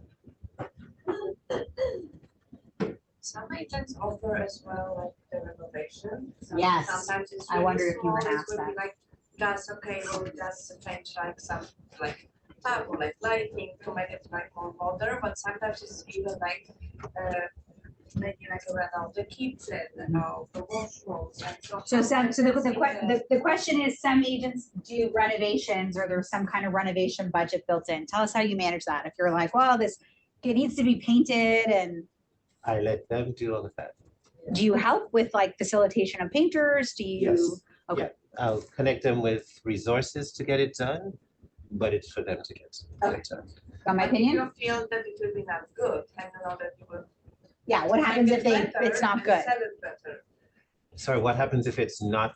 If you know that it will be not good if they will do it, and the way you will do it will increase the price and will do a better deal for each side of transaction. You know, I feel I'm not in the renovation business. And so I discourage people from doing huge expenditures. You know, why are you going to renovate this kitchen to something that you like for $80,000? You may not get that $80,000 back. But some people want to, some houses need the whole thing painted. It's a different property when the whole thing is painted. Painting is one of the things you get like every dollar plus back. Mhm. And painting, I find. This is where it's so hard because I feel like we're trying to teach you like very effective principles, but every question is like, it depends, it depends, it depends, it depends. But I think what I want you to hear from Andrew is, again, I started this conversation by saying this is a very individual process. You have to make decisions in your business that you feel comfortable with. There is a team in the Don Mills office, and she says to the seller, you give me the key, you pay the invoices, I'm gonna take care of everything else. I'm going to organize the floor people. They're going to pull the carpet up. I'm going to take care of the painting. I'm going to quarterback the whole thing. You pay the bill, but I will manage the whole process. Andrew is like, I'm not in that business. I don't want to do that. There's no right or wrong. It's just different business models based on what it is you want to offer. The fundamentals are, number one, it has to be valuable. You have to be able to explain it properly. And it has to not put you in a position where you are now on the hook for something that you may not get back. As long as it falls within those parameters, you figure out what is my vow? What do I do? What am I comfortable doing? And how am I going to explain that effectively to people? Sure. I had a client negotiate back with me. So we were charging full percentage, full staging, but he needed painting. And he said, will you include the painting? I said, well, I don't know because, it's gonna be a little bit higher than what it was gonna be. And he says, well, what if we pay half? And he started negotiating back with me. Sure. As to, what I would be able to do for him. So sure. I think I'm fine someone with needs that. to see the value. Yes. So, yeah. There is a woman who, again, not gonna name names, but there was an agent in this firm at Royal LePage Signature, and she said to me, okay, I have to talk to you. And I was like, oh gosh, here we go.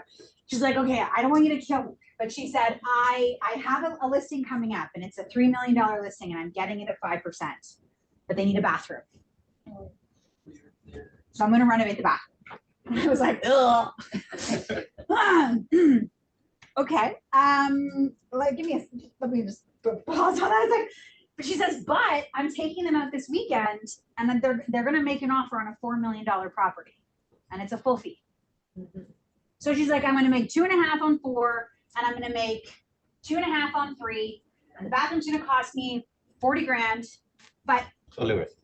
totally worth it. Yeah. I'm fine. I'm good. Okay. I'm like, what am I gonna say to you? You're good. Go ahead. Unless you have that kind of clarity, I don't love putting money into the house that stays with the house. Does that make sense? That's sort of for me my touch point. So I think it also depends on the seller's circumstance as well. Yes. Their financial circumstance, whatever's Yes. going on in their lives. In the past, I've renovated a kitchen. I like gave an interest-free loan, kind of. Sure. And then I also charged 6% commission. Sure. So Totally you fine. work it how Totally fine. however But I hope what you hear from Andrew is he understands who they are and what they're trying to accomplish. Other questions for Andrew before our nice friend sits down? And by the way, if you're tired and you want to leave, just go. You're not going to hurt our feelings, okay? I promise. How do you cater, and this is for both of you, how do you cater to the challenge of not knowing the neighborhood? So I had a listing in Markham a couple months ago, the only one I haven't been able to sell. Such a good question, Shay. Today, and I don't know Markham. Okay, right? So I had it for 10 Zoomland. days. Zoomland, the question is, how do you deal with a listing presentation where you don't know the neighborhood?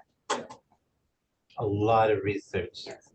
A lot of research. What kind of research? Your MLS research, you drive around the neighborhood because you can go from one street to the next street and it's a totally different area. Right. Go to book showings and go look at houses that are on the market. So it really boils down to a lot of research. Unless you're competing against, the neighborhood experts. And that's exactly what happened. So I had it for 10 days. And then the neighborhood expert comes in and, listing goes away. And they pointed out things such as, okay, the demography of this neighborhood is such that they don't prefer red front doors because Yes. it's a cultural thing. Yes. Right. So I learned that again, early on. I wouldn't know that. I'm not from that culture. I'm not from that neighborhood either. Right. So things like that, like I know you can't pick up 100% of things, but And that's a good one. I mean, how do you even know that? exactly. I do. There you go. Guess how I know that? Because you live there. Because I had a listing where we couldn't sell it and we had bad feng shui. Right. So I learned all about feng shui. This is an amazing question. How do you go in a neighborhood where you don't know the neighborhood? Andrew is spot on. Number one, it's research. It's driving through the neighborhood. It's booking showings. It's going into the properties. It's pulling that square footage report. Remember that we talked about where I said you go on MPAC. It's $5. You can pull it per property. You can pull it for all of the comparables. Number two, in your pre-call with your seller, that's one of your questions. What do you feel your property is worth? What do you feel your home is worth? And they're going to give you a range. And you can then kind of go through and figure out that range. Nuances like you've just talked about, those are very difficult. Yeah. And they're very difficult to wrap your brain around. Rely on other people, right? Like rely on if you're in Markham and you're looking around, we have a signature agent. He only works Markham. I would have said to you, Shay, call him. He'll give you an opinion. He'll tell you what you need to I know. wasn't here then, so. Clearly. You have to, you gotta rely on community too. Sometimes I will look at that demographic report and you just kind of see what's the general neighborhood. Is it an Italian neighborhood? Is it Asian neighborhood, just whatever the neighborhood is, and it plays into even the number you put in the pricing. You know, do you want to throw in some eights in there? Do you want, stuff like that? Yeah. Question. You should call the listing agents where they've sold recently in the last 6 months. You don't have to call the neighborhood expert, but if you call the ones that have sold properties, they'll share a ton of information. Love that. Pro tip, call the listing agents of listings that have recently sold to ask them how their experience was. The other tip I was going to give you, those of you that are carrying active listings, I would also, if something has sold recently in the building or neighborhood where you have a property and it's sold since you've been listed, you want to call that agent, the buyer's agent, and see if the buyer's agent also showed your listing. And if they didn't show your listing, I want to know why. And if they did show your listing and they didn't make an offer, I want to know why. So if you have a property, those of you, some of you are on Zoom right now, I have like 300 emails in my inbox that I need to respond to today. They're like, can you look at my listing? Can you tell me why it's not selling? You don't have to ask that agent if they sold your property. You get that list from here. Correct. Yeah, but you can play dumb when you call them and be like, did you happen to show my listing? I don't know. I'm just curious, like, I saw you recently sold this one. Did you show the same buyer, Mike? You didn't make an offer, to understand where you might have a gap. Super pro tip. And when you have a listing coming up, and you call that agent in the neighborhood, it's a carrot to them to know there's a listing that's coming up. So you're giving them this inside information, and then they'll often say, hey, when this comes up, just give me a call when you have something signed. And so you're giving them something, they're giving you something back, and everyone's happy. Everyone's happy. All right, let's get into these last few kind of tidbits here. Does anyone, you won't hurt my feelings if you want to leave, okay? It's kind of hot in here too. Okay, let's talk about buy first versus sell first. Seller says to you, what should we do? Should we buy first or sell first? It depends. Look at you. Look at you. Look at you guys. What does it depend on? Okay, one at a time. If they have money. Good. Why does it depend on if they have money? Can they carry 2 mortgages? Good. So here's what I want you to get in the habit of, okay? We're going to talk about this next week when we talk about negotiating. Here's what I want you to become an expert at, okay? You, as the sales professional, are going to become an expert at neutrality. It doesn't really matter to you if they buy first or sell first. You don't have an opinion. You have guidance. You have suggestions. You make suggestions, they make decisions, okay? So I want you to get really good, and we'll talk about this next week, at being able to explain things to people where they're making the decision, not you. So if someone says, should I buy first or sell first? We say, it depends. The real answer to that question is, you know what, that's a great question, Shay. There's actually pros and cons to both options. Let's walk through what those are and let's see what makes the most sense. Do you hear how that sounds different than me saying, I would sell first? Because what happens if they sell first and you were wrong? You are now the problem. And then they're going to hire a different agent, okay? So you need to get really good at explaining and presenting information without saying, I think this. And it's hard to do because we want to add value. But our job is not to say, I would do this. So when we talk about buy first versus sell first, we talk about pros and cons. So what are the pros to buying first? Certainty. Certainty, good. You have time frame that you need to sell. Good, so you have a certain time frame. You can take advantage of a softer market at the moment. Good. What are the cons? You know what you need to sell for. Good, so you have a certain number. What are the cons? What if you don't sell? What if you don't sell? Or if you're forced to sell for the. Good. What if you have to take a certain price? Right? You don't know what you're going to get on the other side. Now, what are the pros to selling first? Well, this is easy. They're just the opposite. Just reverse those, right? So when a seller says to you, should I buy first or sell first? The answer is it depends. There's pros and cons to both options. Let's walk through what those look like. Now, you also want to frame this always with the lens of the market and the micro market. So if I have a client right now that is selling a condo in C1, how much inventory is in C1 right now? 7 months. and I want to buy a semi-detached property in E1, which by the way, I had bazillion clients that would do this a bazillion times a year. They'd sell a condo in C1 and they'd buy a cute little semi in Leslieville all day long. What's the inventory level like in E1 for a semi-detached property? Very low, very low. It always is very low, right? So if that is my client, should we be buying first or selling first?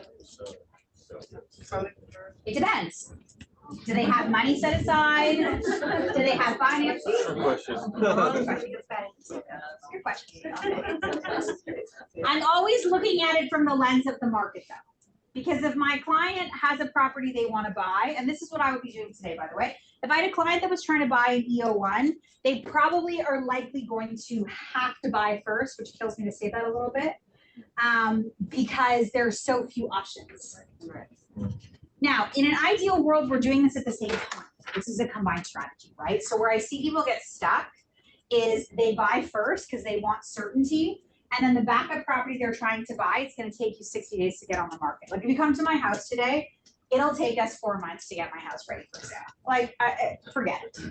I have cats, 2 children. My bathroom needs to be renovated. Like, it's going to take a long time. If I come to you and I'm like, oh, I found my dream home and I want to go buy it, we're going to buy it right now. You're going to be like, whoa, whoa.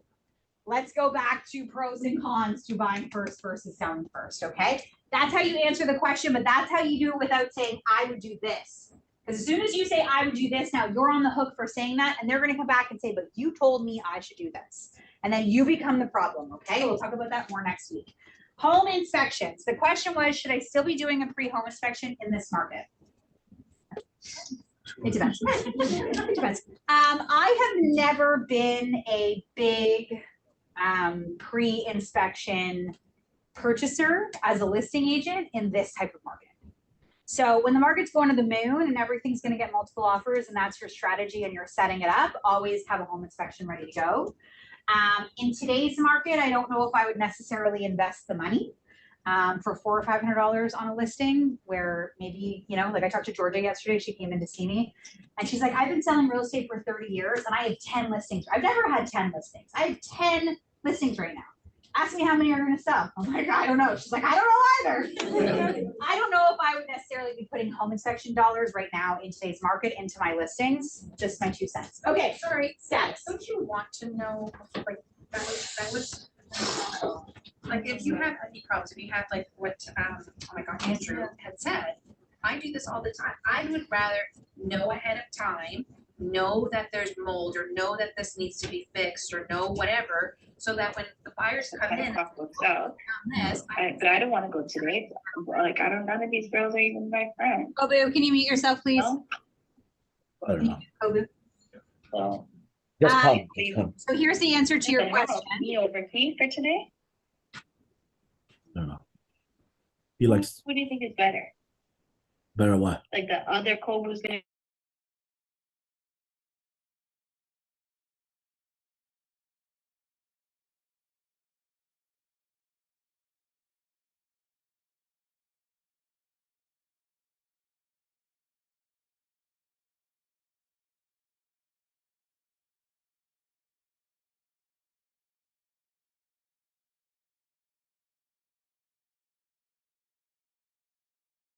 I'm coming. Jeez. You were in person, you wouldn't have to worry about mute to just say it. Where was I talking about? Oh, right. If you say to them, you need to do a home inspection. So here's a real life scenario, which happened to us last year. We did a home inspection on a property that almost the same situation that Andrew talks about, but it was an estate sale. And so the agent said, we're going to do the home inspection. We're going to get multiple offers, blah, blah. They do the home inspection. They find black mold in the attic, hazmat suits and the whole thing. The executive was an estate sale. The executor's like, I don't want to deal with this. I don't want to have to hire a person. And the neighbors are asking about this. And like, it just opened this entire can of worms around what if we hadn't known? So is the strategy that you're hoping that the buyer doesn't come in asking for an inspection? Now remember, if that attic had been sealed, technically speaking, the inspector shouldn't be out there, right? A home inspection is a visual inspection of a property at a moment in time. And by the way, we talked about this when we talked about, working with our buyers. You need to explain to your buyers what this is. I've had buyers call me 6 months later and they're like, the basement's leaking and we didn't find that in the home inspection. Well, of course not. That's not the purpose of a home inspection.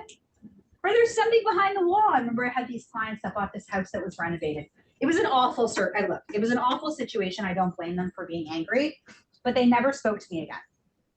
We did a home inspection. It was a house that was a flip.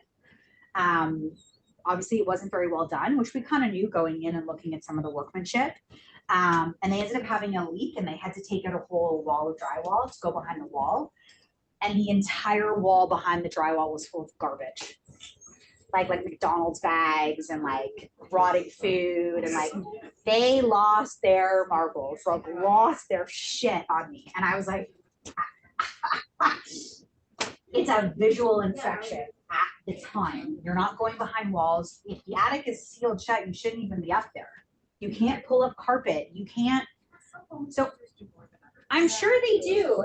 But I think it's really critical that everybody understands that if you find something during the inspection, now you have to deal with that. And some sellers are like, I don't want to deal with that. Now the market's different right now. So do you want to know anyways? Yes. But what I don't want you to do is I don't want you to say to the seller, this is why we should do it, without saying this is why we shouldn't. Make sense? Always neutral. Here's the pro, here's the con. What do you think makes the most sense? And they say, well, what do you think? Well, here's what I think. I think that this could happen or that could happen. What can you live with? Always neutral. What's the market right now? Plus the market right now. Okay, status certificates. If you are a listing agent, you should have your status certificate ready to go at the time. This is where my opinion will change, okay? So home inspection, maybe, maybe not. Status certificate, always. As the listing agent, when you're going to take on a listing, you should order the status right away. What can come up in the status that you want to know about before you go to market? Special assessment, lawsuit, reserve fund issues, No parking spot. weird parking spot issues, dues, weird rules. I saw one last week, no birds. What's wrong with bird? No birds, the building was a no bird building. I don't know. Okay. I have a question, Sam. After you order that, is it for you to go through Yes, it, or good do question. you submit it to a lawyer? Good question. So a couple of things on status, right? You could pay for the status. It's only good for 30 days and have to order a second one. So you're going to spend a little bit of money there. Unfortunately, that's just how it works. At closing, the bank wants an up-to-date status certificate. So if you order one today and you don't get a closing date for 90 days, you're going to have to order, someone's going to have to pay for a second one. That's normal. You can look through it. All of you in the room could read a status certificate. You're not lawyers. You can still read it. Should you read it for your buyer and comment? No, you can look at it yourself and form your own opinion, but that is the lawyer's job. So by the way, pro tip, when you have buyers that are looking to buy a condo, they should have their lawyer ready to go when they start the process, not once they make an offer on something. Okay, you can read through the status and just figure out if there's something there you should be aware of. If there's something hinky, then you should call the lawyer you have a relationship with and say, can you look at this? Am I reading this right? What does this mean? What does this say exactly? I want to know before I go to market. Status certificates are the place that I don't want you to get caught off guard. In the home inspection, sometimes ignorance is bliss. The status certificate, completely different. Does that make sense? So you want to order that early when you are the listing agent. Now, I don't know how to use Condo Cafe. I'm sure it's fairly easy. Yes, you go on, you find the building, you order it. Does everyone know where to find Condo Cafe on Shreb? It's the place you go where you can order status certificates. It gets rid of property management. They used to be the bane of my existence. Fill out this form, arrive with a certified check. I'm like, what is this, 1980? I gotta arrive with a certified check? Just take my credit card on the phone. What's the problem? Condo Cafe solves all of those issues. You want to have your status ready to go. If your buyers are buying a condo, they want their lawyer ready to go early in the process. You should have a relationship with a real estate lawyer that when you call them on their cell phone, they answer the phone. Doesn't matter who it is. If you don't have somebody like that, that should be on your homework list. Go through your LinkedIn page and see if you've got someone you haven't talked to in 10 years that's in real estate or any kind of law, and ask them for a recommendation. But you need to have a good relationship with a lawyer. Preferably if the reviewing status is for free in a hot market. Correct. Yeah, so, sorry, quick, I purchased a condo in 2021. There were 7 offers on the property. The realtor had the status, the listing agent had the status certificate. I sent it to my lawyer. Offers were on a Saturday. He got back to me. My offer went firm. Got my condo I live in now. So yeah. Yes, Yeah. yeah. You want someone that's gonna review on a weekend or on an evening. You want someone you can get a hold of. Same thing with your mortgage broker. I'd love it if you work with our team here at DLC. I think they're awesome, but I don't care who it is. It just needs to be someone that's gonna answer the phone and talk to you when you're working, not when they're working, right? That's why I don't love the bank. Nothing against bankers. But I like people working when I'm working, which is all the time in today's market of not a lot selling. Okay, other questions? Questions on the listing presentation, questions on process, Stephanie? The buy and sell first. So I Yes. always kind of walk through the pros and cons, and they always ask me, what would you Yes, do? what would you do? How do you go? That's an okay question. I think I'd have to understand their scenario a little bit more to really be able to answer that question. But I'm scared of answering. That's okay. You can have an opinion on it. A lot of times what I usually say to people is like, it really depends on you. So I am not a risky person. I don't like a lot of risk, especially when it comes to houses and stuff like that. So if it were me and someone said to me, well, these are the pros and cons, what do you think?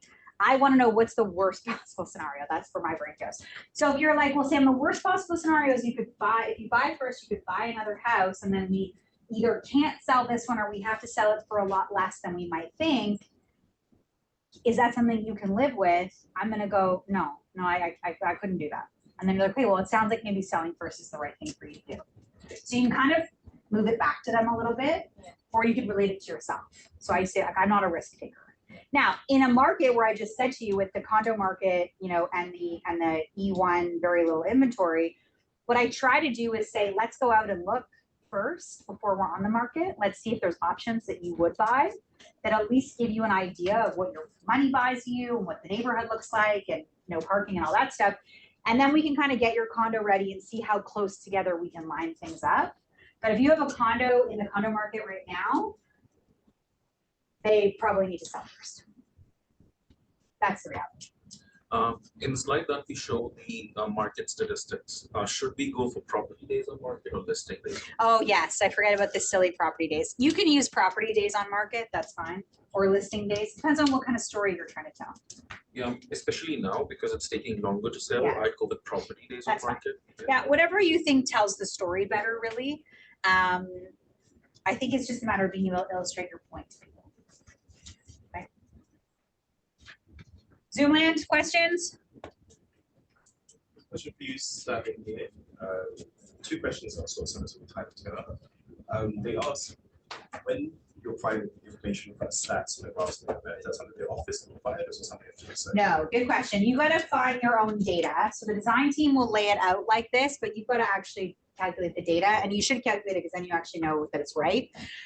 You've got to find these numbers yourself. So on the agent's Facebook page, if you search micro market, there's a video on there where I screen share Market Watch and I show you how to find the numbers and then how to actually do the math. You can then send the math into design. So I just send them an email and I'm like, October 2021, Ajax, and I just plop these numbers in an email and then they lay it out on the graph, or on the portal, you can actually just lay it out yourself, but you do have to do your own math, which you should, because you need to be able to know what's going on. Sue asks, she's asked, should the agent be paying for the state certificate or should the buyer decide? Yeah, great question. Should the agent pay for the status certificate? I think I would have to stop saying it depends. There's gonna be no value in that words anymore. I think you can include it as part of your service, Sue, if you want. I don't think there's anything wrong with that, but I think if you're gonna have to order more than one, then maybe you pay for the first one and the buyer or the seller pays for the second one. But for $100, it's just, is it still $100? If you Like get a a dime. raise now, 120. Okay, they haven't gone up with inflation? Some of them I've seen 200 flat. Okay. That's 10 days, no rush, it's 200. Well, they were 100 like 20 years ago, so they should be 200 by now. Yeah, but it's only a couple pieces of It takes a long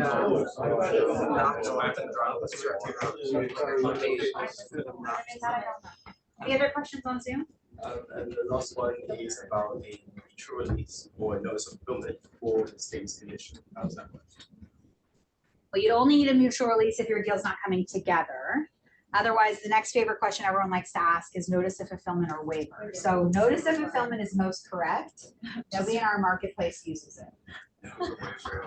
Literally second and last. Yeah, I notice of fulfillment is the most correct thing to use, because it means you've fulfilled the condition. But for some reason in our market in Toronto, everyone uses a waiver, and I don't know why, it's always been like that. Why we have two forms to do the same thing, I'm not even sure of that, but again, they didn't consult me when they did this, document. Mutual release, you only get the deals not coming together. Okay, that was a lot. Thanks for hanging out with me, you guys. It's 1:15. Oh my gosh, 1:15. That was a lot of content. Thank you. Next week, we're gonna be negotiating, commission negotiation. We're gonna do some different models of dialogues and how to work on your skill set. And then we'll have lunch from somewhere wonderful. RSVP for lunch and send in your points. Otherwise, I'm gonna track you down. We're up to date.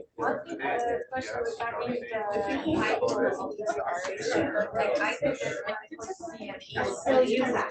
So I still use this because people will not know. But you don't care about new realtors. You just care the client's gonna see CNE and they're gonna know what that is. Advisory plan. Yeah, it's funny. I don't know.